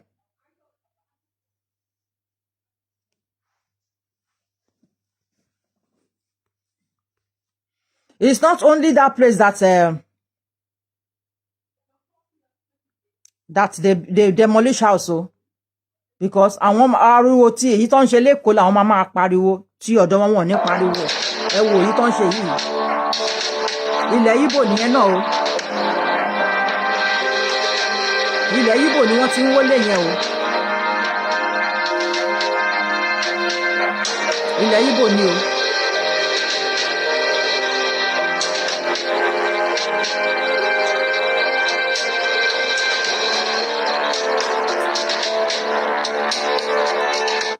Ilẹ̀ Igbo ni gbogbo bẹ̀ yẹn o. Wọn ò ní pariwo, wọ́n máa ṣe bí wọ́n máa sọ̀rọ̀ bí pé ilẹ̀ Yorùbá nìkan òun ni wọ́n ti ń wọlé. Everywhere in Nigeria. Ẹ jọ̀ọ́, ṣé Wike kò wọlé ní Rivers State? Wike wọlé títí ó tún wó mọ́ṣáláṣí. Wike ní Rivers State ó wọlé títí ó wó mọ́ṣáláṣí. L'Abuja tó wà gan ti ń wọlé, àwọn èèyàn ò pariwo. Ó ṣe jẹ́ pé Èkó nìkan òun ni Arise TV máa fẹjú mọ́. Ó ṣe jẹ́ Èkó nìkan. Ẹ ti mọ̀ pé wọ́n fẹ́ gba ilẹ̀ Yorùbá lọ́wọ́ yín nìyẹn, because wọ́n bá ti gba Èkó, wọ́n ti gba ilẹ̀ Yorùbá. Without Èkó, ilẹ̀ Yorùbá is nothing. Ẹ máa suffer kú ni without Èkó. Kò yé yín? Without Èkó, Yorùbá máa suffer kú ni. Ẹ wò yìí ní Kaduna, more than 300 houses. Ẹni tó ṣe fídíò yẹn kò ṣe kó kárí dáadáa, but it's more than 300 houses tí wọ́n demolish ní Kaduna. Arise TV orí yẹn gbé.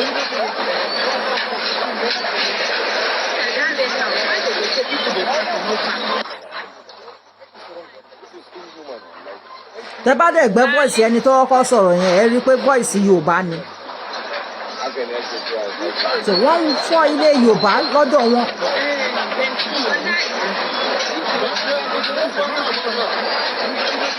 Wọ́n fọ́ ilé Yorùbá lọ́dọ̀ tiwọn, but tí Yorùbá bá ń fọ́ ilé tiwọn lọ́dọ̀ wa, wọ́n máa sunkún.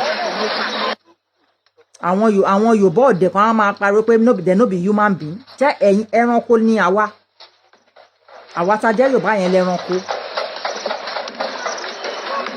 Gbogbo nǹkan náà ti gbà. Nollywood ni o. Music industry ni o. Gbogbo nǹkan náà fi ń compete pẹ̀lú wa. Bí Yorùbá bá release orin, rí Igbo afẹ́ máa counter lùkọ́ àwọn náà lè release. Tó bá fẹ́ ṣẹ́rí tẹ́yìn Yorùbá ò bá wake up, tí ẹ̀ bá wake up.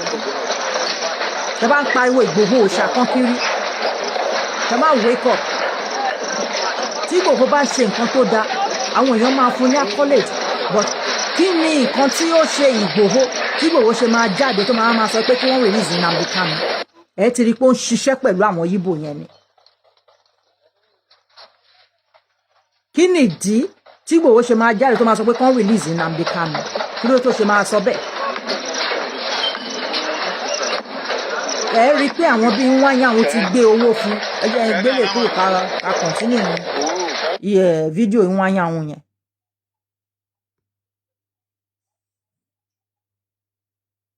No, ṣe lè ní ṣá.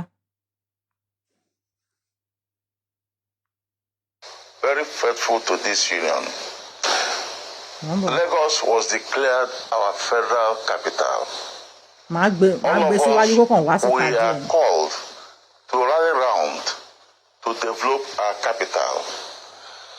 Everybody knows the state of Lagos by 1914 when Nigeria became one country. Igbos, in loyalty and in faithfulness and commitment to this country, Nigeria, moved to Lagos, and they made their contribution towards development. Make no mistake about it. Don't mind them. They are demolishing Yoruba. Even in Lagos State. Do they? And when they want demolition, they go see Yoruba. Is it only Igbo houses that were demolished? Lagos, we didn't oppose it. We could have started opposing it then. Oh, why should it be Lagos? It's far from us. But as loyal Nigerians, we came in. Igbos came in the normal zeal, in the normal way they operate. They came in, they bought land from owners. When they came, there were people who owned the place. They were there. So Igbos didn't come to acquire empty land. Whatever property they have, they bought from people who own it. And they made developments. And every man of goodwill, every honest Nigerian, will know that Igbos have played a role. It's my own. It's the number of people, the number of people who come from various places to be there. The greatness of Lagos suggested that an Igbo man as an investor affects our children, it affects our people, and we get worried about it because we think we are doing our best for the country. Emotional and of course, blackmail. Because of this now, Emotional it has extended. blackmail. It's not even stopping in his speech. We are denied of positions. I mean, Igbos know that we are denied of positions. Now, specifically to demolitions in Lagos, I have come into it.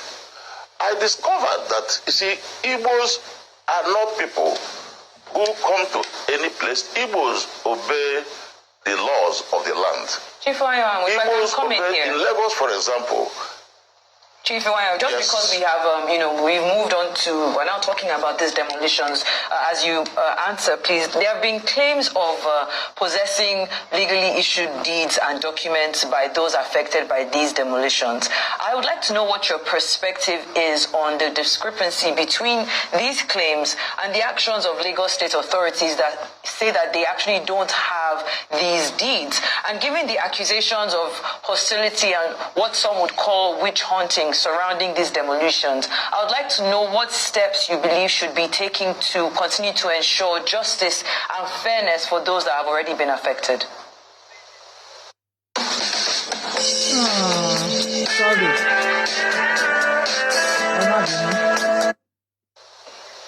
Okay, thank you very much. I'll go straight to the point.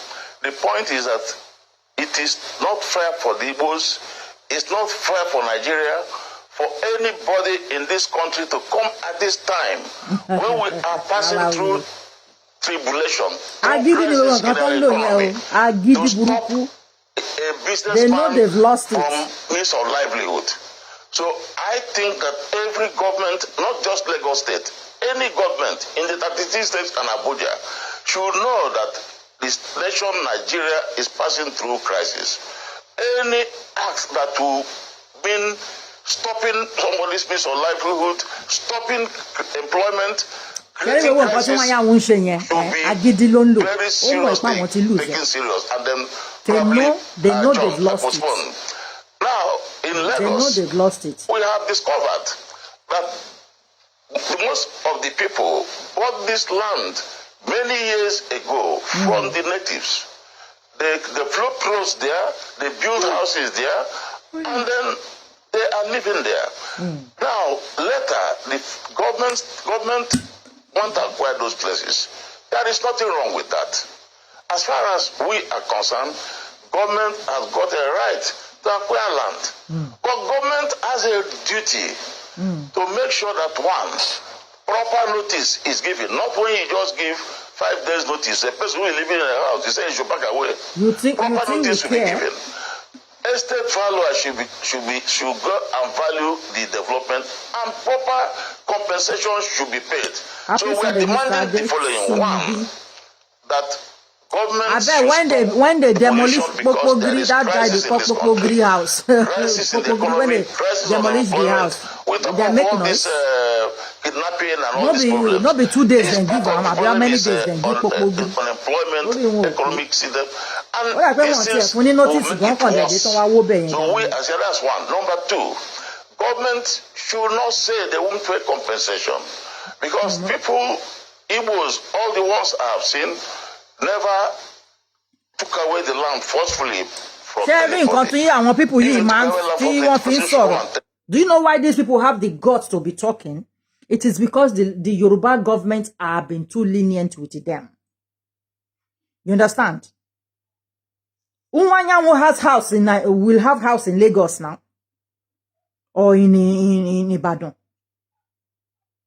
He will have house in Yorubaland. The best thing to yẹ kan ṣe fún wọn ni pé ẹ káàbọ̀ sister Oluwayemisi, ó yẹ kí wọ́n kọ́kọ́ mú gbogbo àwọn olórí wọn yẹn ilé wọn ni kan target, kò sí bí wọ́n ṣe lè rí ẹ̀sùn kan tó máa fi kàn wọ́n. Tó bá yẹ pé taxi ọdún kan ni wọ́n san, for that ọdún kan tax ó yẹ kan wọlé wọn ni. Kan dẹ̀ tó bá wọlé wọn tán, wọ́n tún wá send wọn ní letter that kan send wọn ní fine àti owó tán fi wó ilé yẹn, effort, energy tí wọ́n fi ṣe iṣẹ́ yẹn, kan send the price yẹn sí wọn, bill, kan send the bill yẹn sí wọn, kan wá san. Tán bá ṣe fún Igbo bí 50, àwọn orí Iwuanyanwu ní lẹ́nu fi sọ̀rọ̀. Western region government has been too lenient with these miscreants, this parasite.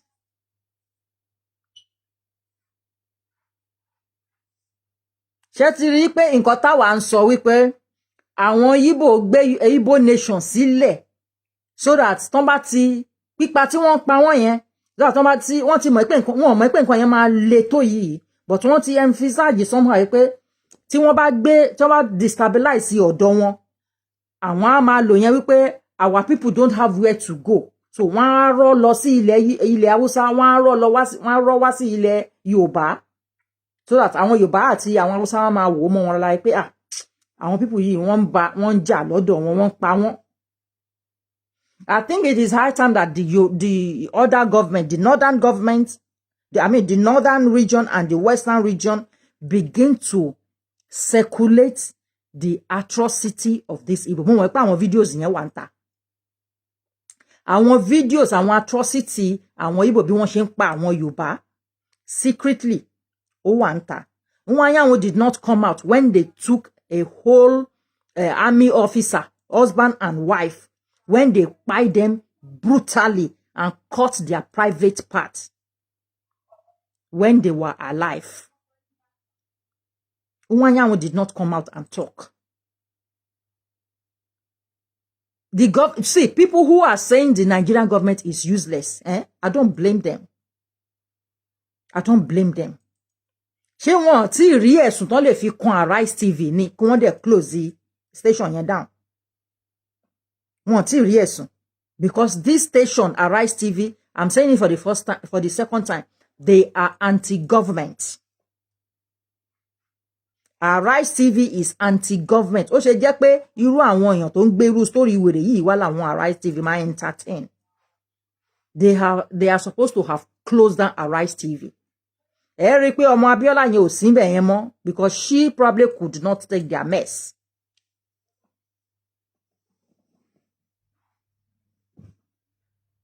Iwuanyanwu can cry us a river. Nobody cares. All we want is that restructuring for that Nigeria is what we want. And when we are saying restructuring, we want our region, our Yoruba nation, our Yoruba, orílẹ̀-èdè Yorùbá wa, we want to control it. We want to control it ourselves. We want you Igbo people to go home. You are the problem Yoruba people have. Igbo people are the problem Yoruba people have.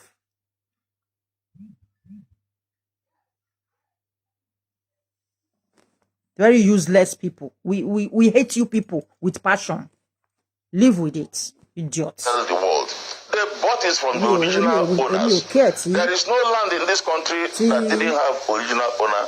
They bought it by original owners. Yes, the government has a right. We don't doubt that. If the government want to take that, they now will value it.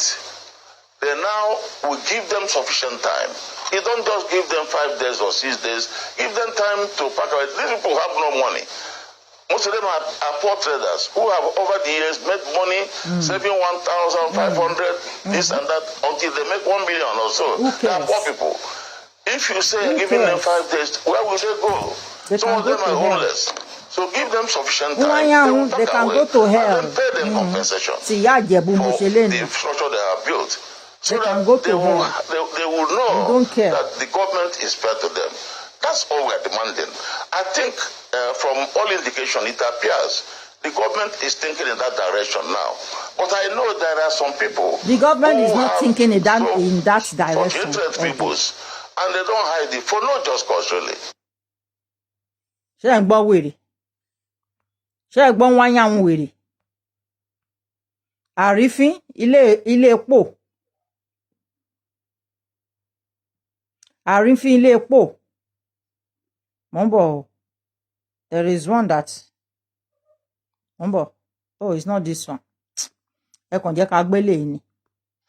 Let's talk about. Thank you very much. You're welcome, sir. Let's have your overview of the situation concerning Igbo interest, particularly businesses, structures, homes, etc., in Lagos, given the current waves of demolitions, of notices being served, etc., in Lagos State. I know that you made a lot of visits last year. In July, in December, there was even a committee, I believe, that was set up that was meant to kind of serve as an intervention thing to give the whole process a human face. What is your assessment of where we are today, and what would be your keywords to those who have been affected by some of the demolitions going on, sir? Well, thank you very much. I want to make it very clear, abundantly clear, that Igbos didn't play any part in bringing Nigeria together in 1914. Since 1914, we became one country. Igbos have been very faithful to this union. Lagos was declared our federal capital. All of us, we are called to rally round to develop our capital. Because other boy mi de ni mi ò mọ nǹkan yìí. Ṣé 1914 ni Lagos State become capital of Nigeria ni? Can somebody ẹjọ́ ẹ má bínú ẹ̀yin tẹ́ wà ńbẹ̀? Bóyá kẹ́kọ̀ọ́ enlighten wa. Or kí n Google it on my own.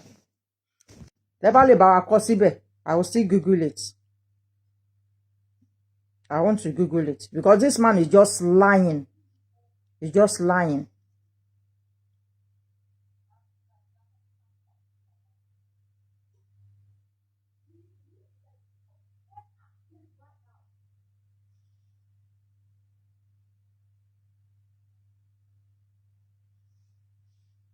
Remember? Nobody knows it. Please Google it. Yeah. Lagos, the federal capital of Nigeria.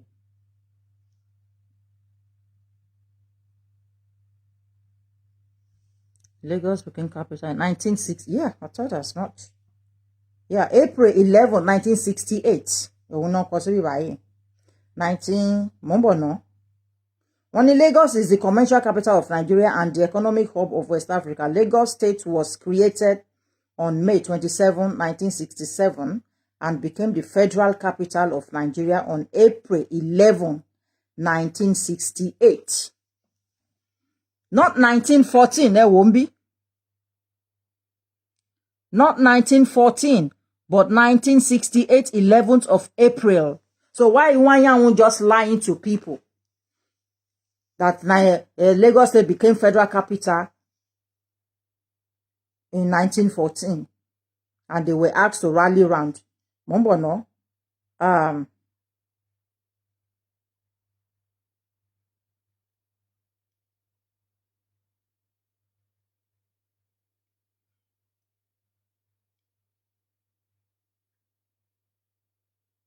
Remember, ẹ má bínú, mo fẹ́ wá Battle of Nigeria in 1914. Ẹ jẹ́ kí n wá yẹn.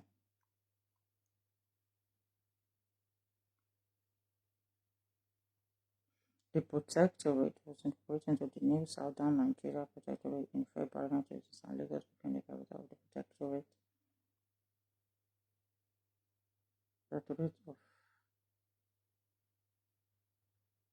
So there are two confusing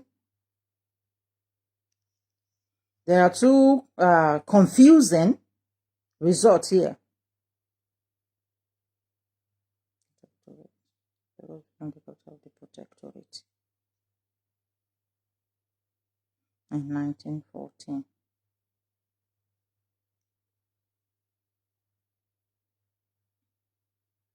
The first one only, it was 1968, but eléyìí ń sọ fún wa nsìn because àwọn Igbo máa ń gbé fake results sórí Google o. Wọ́n máa ń gbé fake information sórí Google àwọn Igbo. Only the Protectorate was incorporated into the new Southern Nigeria Protectorate in February 1906, and Lagos became the capital of the Protectorate of Nigeria. That means a bit confusing, but it is like they are trying to say that Lagos became the protectorate, the capital of the Southern Protectorate, not the capital of Nigerian capital, but the Southern Protectorate. That would make sense to somebody, but to say that Lagos was the capital of Nigeria in 1914, I think that is the wrong information. But if he had said the Southern Protectorate, ni Lagos is capital, mo sì lè believe we're there. But even at that, mo mọ̀ pé àwọn Igbo máa ń gbé wrong information sórí Google. Wọ́n máa ń gbé wrong information because why should we have two answers? Yeah, only Lagos remained the capital of the South, with Sungeru the new capital of the North. Sungeru the capital of the North. Lagos the capital of the South. On January 1st, 1914, following the recommendation of Sir Frederick Lugard, the two protectorates were amalgamated to form the colony of Protectorate of Nigeria under a single Governor General resident in Lagos. Àwọn Igbo ni wọ́n kọ nǹkan because now wọ́n tún wá kọ síbẹ̀ pé who sold Lagos to the British? Lagos was not sold to only Ọba Dosunmu of Lagos. Òun ni ó sold Lagos to British. You know, I knew it was amalgamation. Where was Nigeria under Lord? Where Nigeria was under. Àwọn Igbo ni wọ́n kọ gbogbo ìranù yìí because now wọ́n sọ pé Lagos was sold to the British.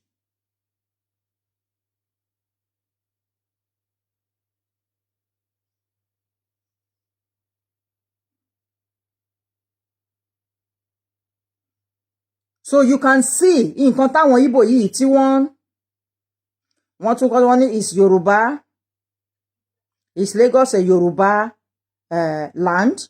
The answer is Lagos State is essentially a Yoruba environment inhabited by its subnationality of Aworis and the Oguns in Ikeja and Badagry division, respectively, with the Oguns being found mainly in Badagry, Ogun, in Nlgeria, and Awori forming the indigenous population of Lagos, where there are nonetheless other pioneer immigrant settlers, those.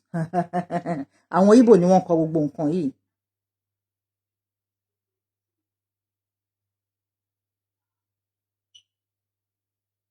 Àwọn Igbo ni wọ́n kọ gbogbo nǹkan yìí. Only do they speak Yoruba in Lagos? Only this is not so, surprisingly, since Lagos is a largely Yoruba-based city where not less than 85% of non-Yoruba speak Yoruba. This was in 1988, blah, blah, blah, blah, blah. So these people are just changing our history and putting what they want to hear. They want people to believe. So, tẹ́ bá rí nǹkan yìí ńsìn, tẹ́ bá rí nǹkan tí wọ́n kọ síbà yìí ńsìn, tí àwọn young boys tí wọ́n ń ṣe Yoruba nation tó bá lọ ń ka gbogbo àwọn kìíní, they will believe it. Because a whole lot of them don't have common sense.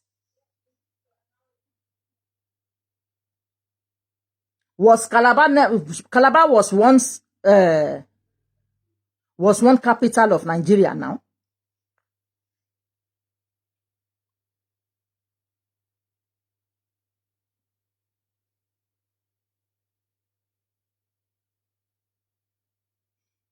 Was it not? Ṣebí Calabar ti jẹ́ capital rí?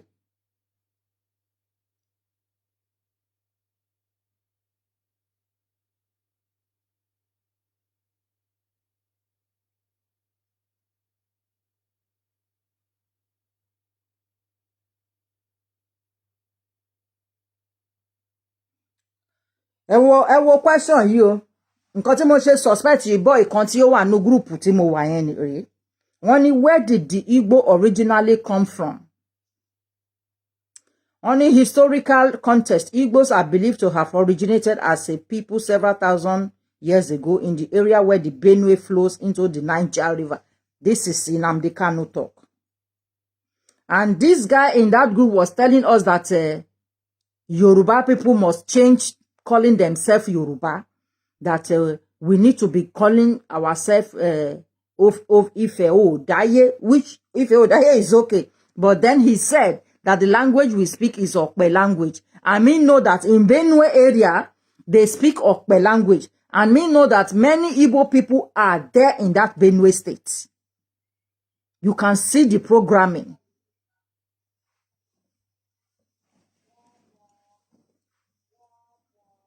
Ṣé mọ́délé ni tẹ́sí ń sọ pé kò kí ń ṣe Igbo? Ṣé mọ́délé ni? Àwọn Delta ni wọ́n máa ń jẹ́ òrìṣà ṣe kíní kan jù. Àwọn òrìṣà Fẹ́mi, òrìṣà. Ṣé mọ́délé ni? Tẹ́ bá mọ́délé is a different case. Our language cannot be Okpe, abeg. Our language is not Okpe. Our language cannot be Okpe. It is in Benue State that I know they speak Okpe language. In Benue State. In Benue State. Ni wọ́n mo ti mọ̀ pé wọ́n sọ that language Okpe. And it's spelled O-K-P-E. Bọ́n ṣe ń spell ẹ̀ nìyẹn lọ́dọ̀ wọn o. Ṣé mo òrìṣà Fẹ́mi yẹn délé ni? Because I don't believe one thing. Yes, Calabar, yeah, Calabar, the capital city, Nigeria never had. But they said Calabar was never capital of Nigeria. It's the Igbo people that are giving people fake,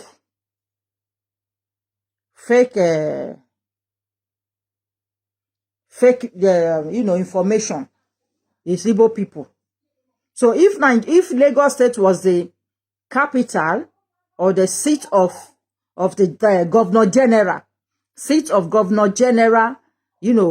in the Southern Protectorate, does not mean it is not the same as Lagos being the federal capital of Nigeria. So I'm still on my point that Iwuanyanwu is giving wrong information. Iwuanyanwu is giving people wrong information.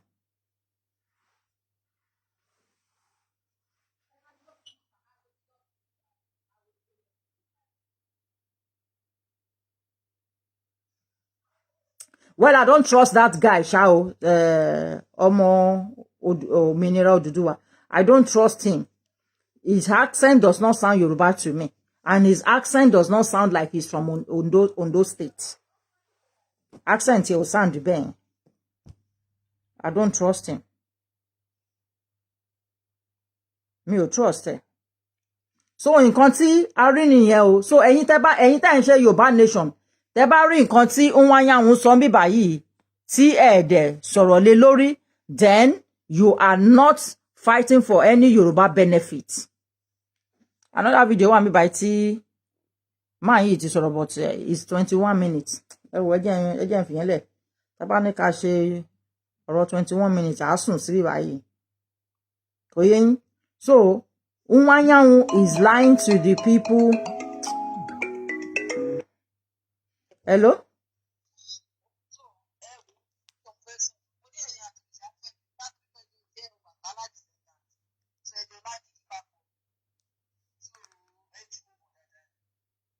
Èmi ò kàn trust ẹ ní, èmi ò trust ẹ ní, mi ò trust ẹ ní, mi ò trust ẹ.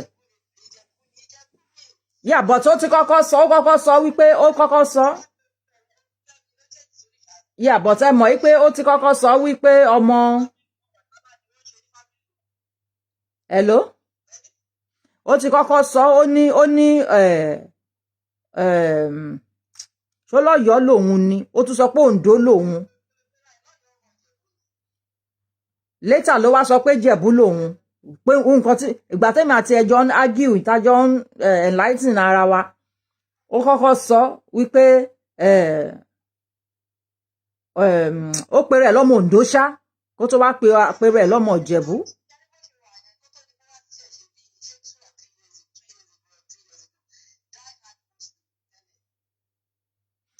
Ṣé die hard Muslim máa ń change easily bẹ́ẹ̀ yẹn ni lẹ́yìn ṣe ń believe ẹ̀.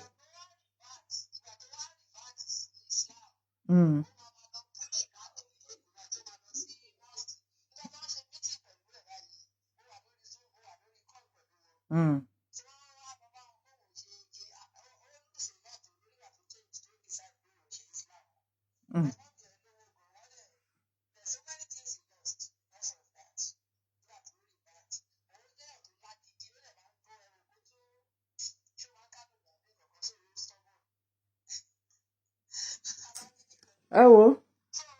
Well, èmi ò ṣá believe ẹ ṣá, that's it. Èmi ò believe ẹ. No, I don't believe in. I don't believe in. Kò lè èèyàn tó bá fẹ́ ṣe ìṣẹ̀ṣe kò kàn lè kúrò ní Islam kó wọ̀ ṣẹ̀ṣẹ̀ kó dẹ̀ jẹ́ pé the first thing tó máa fight for ni pé we have to stop calling ourselves Yoruba. We have to, so we should be calling ourselves what? We should be calling ourselves that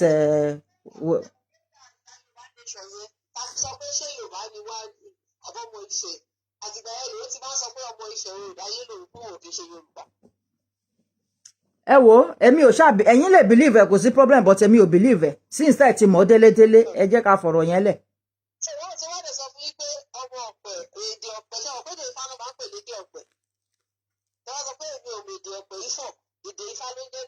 Ẹ á jẹ́ pé èdè tá à ń sọ ń gbà yẹn ju ẹyọ kan lọ nìyẹn. Èmi ò believe pé à ń sọ èdè ọ̀pẹ. Yeah, tọ́n bá fi èdè Ifá tó bá yẹ pé èdè tọ́n fi ń kí Ifá ní ọ̀pẹ, does that mean pé èdè tá à ń sọ nìyẹn ni? Èdè tá à ń sọ yìí ló fi ń kí Ifá òun gangan ni wọ́n pè lédè ọ̀pẹ. Lọ́dọ̀ tèmi o, lọ́dọ̀ tèmi bí tèmi ti wá wo kì í sọ èdè ọ̀pẹ. Èmi ò kọ́ fá ṣe rí èdè tẹ́ ẹ sọ ní èdè làdé yàtọ̀. Iye mi ò bá mi o ọ̀tọ̀ nìyẹn bọ̀ èdè tẹ́ máa fi kí Ifá yẹn ló pè ní èdè ọ̀pẹ Ifá, because ẹ mọ̀ pé ọ̀pẹ ní Ifá náà. So tí Ifá bá jẹ́ ọ̀pẹ, does it make any sense tí a máa sọ pé èdè ọ̀pẹ là ń sọ? No. Àwọn ò sọ èdè ọ̀pẹ lọ́dọ̀ tiwa.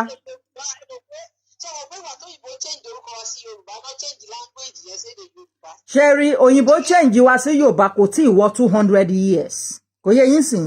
So the information of èdè tá à ń sọ ó sì máa wà ń bẹ̀. So kò tí ì wọ 200 years tó ń bẹ̀rẹ̀ sí wá ń pè wá ní Yorùbá. I don't even understand why we are finding it difficult to be láti mọ èdè tá à ń sọ.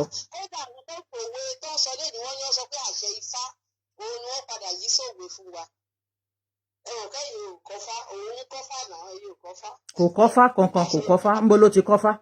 Kò kọ́fá.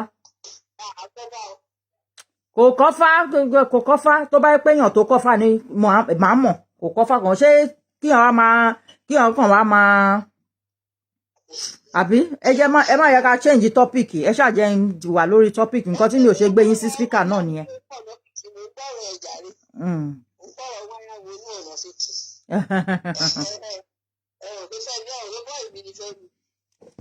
Kò bọ́ọ̀yì tí yín ni kò ń ṣe bọ́ọ̀yì tèmi.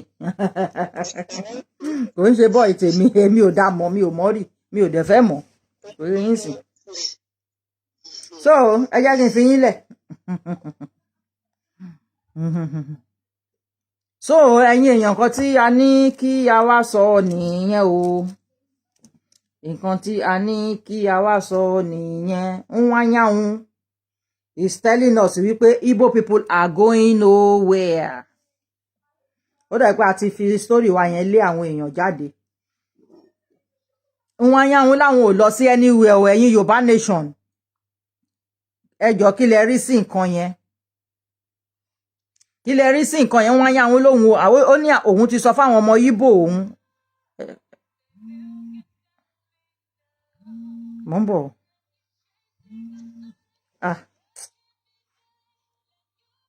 Mo ń bọ̀.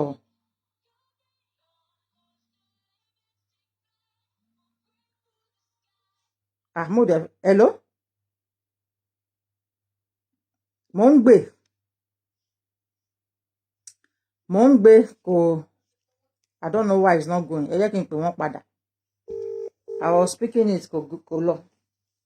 Iwuanyanwu láwọn ò lọ o. Wọ́n láwọn ò lọ sí anywhere. Kí la máa ṣe báyìí wọ́n láwọn Iwuanyanwu. Ọdún bí ológbò Iwuanyanwu. Ó lóhun ò lọ, ó láwọn ò lọ sí anywhere. Orúkọ ènìyàn. Ó láwọn ò lọ sí anywhere.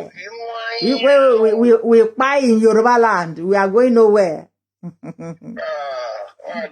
Jẹ́rìí pé Yorùbá ti gba. Ẹjọ́ ọ̀kan tí mo láìkí lẹ́ẹ̀kan. Kí ni? Ẹyin tí bá ní kíkà nípa Yorùbá gọ́ọ̀nà ti ṣú ẹ̀ pọ́n ní àwọn ẹgbẹ́ ẹni pẹ́pẹ́ ni. Àwọn leaders wọn. Àwọn bí wèrè pé ẹrù fa ẹ̀ bí wíkì ká ní lọ́dọ̀ wa ni láti kọ́ tó gbólé àwọn Igbo bíi mẹ́wàá state kọ̀ọ̀kan ni. Orí wọn set nípa ara bí òfin nífẹ̀ẹ́ wa o. Bẹ́ẹ̀ tí a bá kọ́ ṣọ́ọ̀bù ẹ̀ máa fún wọn ṣọ́ọ̀bù ẹ̀ máa fún wọn anything privilege kankan. Ta ló ti ẹ ti rí fídíò yìí? Ṣé ti rí fídíò yìí? Ẹ wò lórí kíní tí mò ń ṣò. Ọmọ Yorùbá ni o. Mò ń bọ̀. Ọmọ Yorùbá ni o. Ẹ jẹ́ ká show yín. Tó ń pretend bíi pé òun ní mental issues. Yeah, you be crazy man. You are not crazy. You are not crazy. Why you dress like this? Ó bàjẹ́ lé ni o.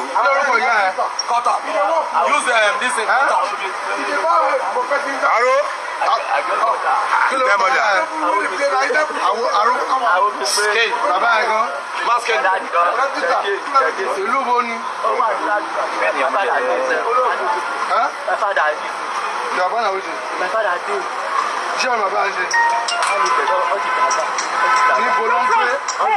Ta ló ṣiṣẹ́ fún ta ló bá ṣiṣẹ́ ta ló ṣe wà tẹ́lẹ̀ jọ ṣiṣẹ́ tó ń jẹ́ tó bá jẹ́wọ́ máa pa ẹ́ sí ta ló ṣiṣẹ́ fún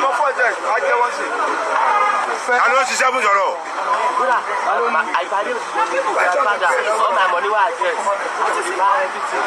Wọ́n ní ta ló ṣiṣẹ́ fún. Báwo ló ṣe ń rówó ta ló ṣiṣẹ́ fún báwo ló ṣe ń rówó.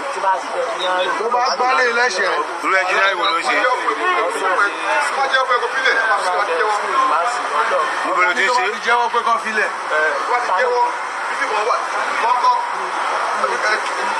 Ó ṣe English local mate yẹn.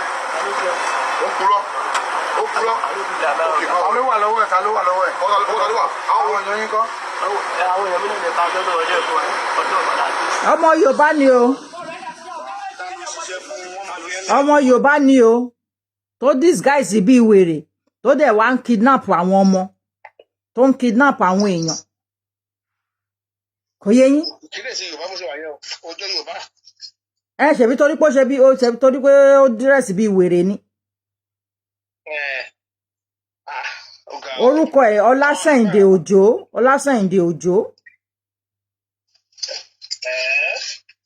Ọlásẹ̀yìndé Òjó lórúkọ ẹ̀. 4 hours ago ni wọ́n sẹ̀ǹdì eléyìí. Can you just imagine that? Wọ́n máa sọ pariwo pé Fúlàní ń pa wọn. Tẹ́ bá dẹ̀ rí sìn ó lè jẹ́ ọmọ Yorùbá nation. Ó lè jẹ́ ọmọ Yorùbá nation. kò yé yín because àwọn ni wọ́n bá àwọn Igbo àwọn ọmọ Yorùbá nation yẹn náà bá àwọn Igbo ṣiṣẹ́ àwọn náà bá àwọn Igbo yẹn ṣiṣẹ́. Big one. How can you come out? So also you are an accomplice of Of course now. The business so also that's an indictment on him. At our movement you want. Then I want to see Yoruba nation that's not saying. Just imagine that. I wonder.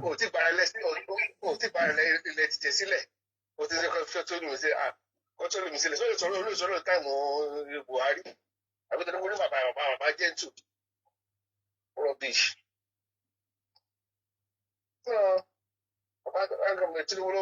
Our governor, you buy no calm down. I was just about to do that. They're not safe. They're criminal, all of them. Àwọn Iwuanyanwu ló fún wọn ṣẹ́.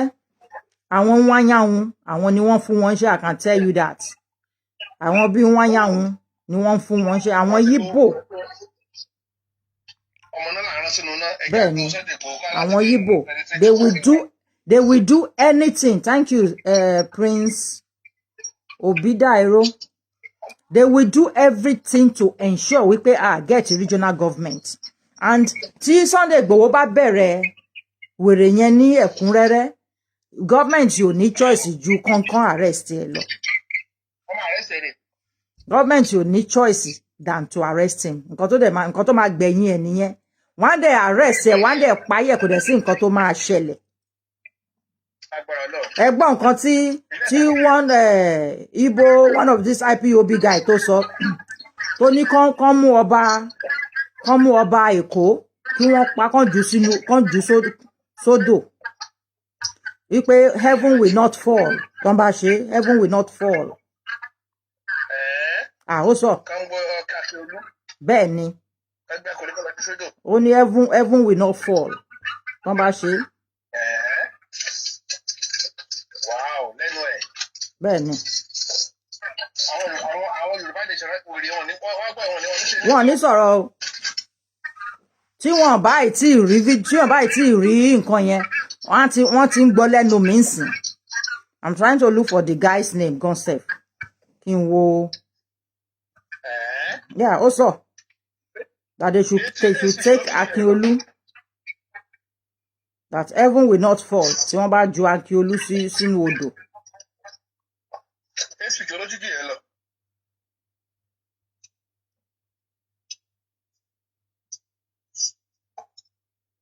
Only heaven will not fall.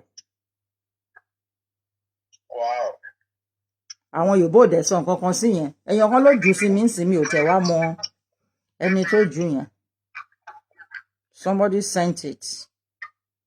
I can't remember who did.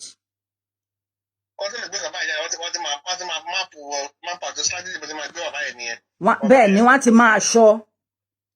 Wọ́n ti máa ṣọ́ tipẹ́. Aláwọn ni wọ́n ń pa gbogbo àwọn ọba yẹn. Àwọn ni wọ́n ń pa gbogbo àwọn ọba tó ń kú yẹn. Àwọn ni wọ́n pa gbogbo ọba yẹn.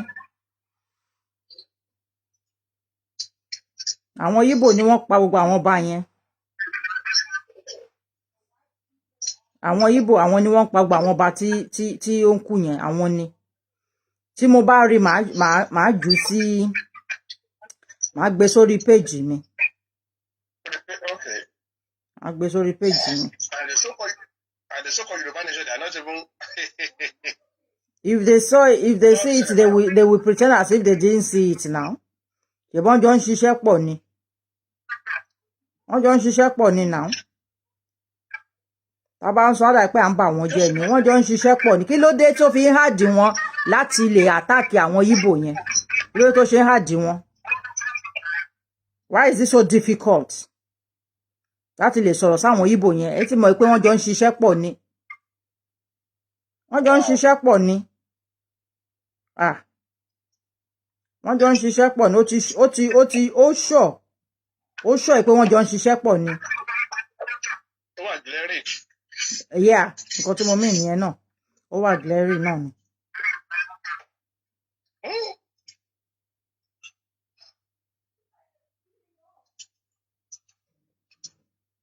Wọ́n jọ ń ṣiṣẹ́ pọ̀ ní àwọn olórí ibú yẹn. Ó bí àìdè ní oníkọ́ release Kanu, Nnamdi Kanu. Tẹ́ ìwọ́ wèrè. Kanu tó ní kẹ́kọ̀ọ́ pa olórí yín tó pa Yorùbá lórúkọ. Wọ́n jọ ń ṣiṣẹ́ pọ̀ ní wọn nílé insult wọn because àwọn náà sanwó fún wọn. Ẹ wo gbogbo búbú tí wọ́n bú Ààrẹ Onakakanfo ń sìn. It's not that maybe we want to support one person for another person, but ẹ wo gbogbo àwọn búbú tí wọ́n bú yẹn ń sìn. Kí ni ìdí? Kí ló fa èébú yẹn? Kí ló fa èébú yẹn? Kí ló fa ẹ̀yin ẹ bá wa wò náà? Kí ló fa èébú yẹn? Wọ́n wò pé bóyá Ààrẹ Onakakanfo jealousy popularity Sunday Igboho ni. Ṣé Sunday Igboho popular ju Ààrẹ Onakakanfo lọ ni? That's impression of credit nìyẹn. Yeah, but Sunday Igboho popular ju Ààrẹ Onakakanfo lọ now. Tí wọ́n bá fẹ́ ṣe any summit ní internationally nísìn Sunday tí àbí any social cultural something ṣá ṣé wọ́n fẹ́ rí Sunday Igboho ni. Sunday Igboho it's not a match to that guy. So kí ni ìtumọ̀ pé ó ń jealousy? Ètò mi o Sunday Igboho ló ń jealousy Ààrẹ Onakakanfo if you ask me. Sunday Igboho ló ń jealousy Ààrẹ Onakakanfo. Ẹ mọ irú attitude yẹn pé kí máa jealousy yín but kí wọ́n fẹ́ máa put ẹ̀ bí pé ẹ̀yin lẹ̀ ń jealousy mi. Kí máa lo reverse psychology. Sunday Igboho ló ń jealousy Ààrẹ Onakakanfo. Ó ń lo reverse psychology ni. Ó ń lo reverse psychology ni. Òun gangan ló ń jealousy. Wọ́n ní pé nígbà tí wọ́n ní ìdí ìrànlọ́wọ́ ẹ̀ kò jáde. Meanwhile, this guy been IOPC ló ti ń jà láti IOPC bọ́dé. Gbogbo Sunday Igboho wà ń gbọ́ kúrò nìyẹn. Ìgbà tó ní ìdí ìrànlọ́wọ́ ẹ̀ fún kí ni? Nígbà táwọn Fúlàní pa wọ́n, tọ́kì pé Fúlàní pa nígbòho. Níbo ni so tí Fúlàní bá ń pa wọ́n nígbòho ṣé wọn ò ní local government chairman nígbòho yẹn ni? Wọn ò ní local government chairman nígbòho, wọn ò lọ́ba níbẹ̀, wọn ò ní youth ńbẹ̀, wọn ò ní youth ńgbòho yẹn. Àní idiot ni some of them. Ṣé wọn ò ní youth ńbẹ̀ ni? Youth wọn ò ṣe wọgbó lọ. So ọ̀rọ̀ tí wọ́n argument wọn to me kò make sense. Ìgbà tí wọ́n pa wọ́n nígbòho.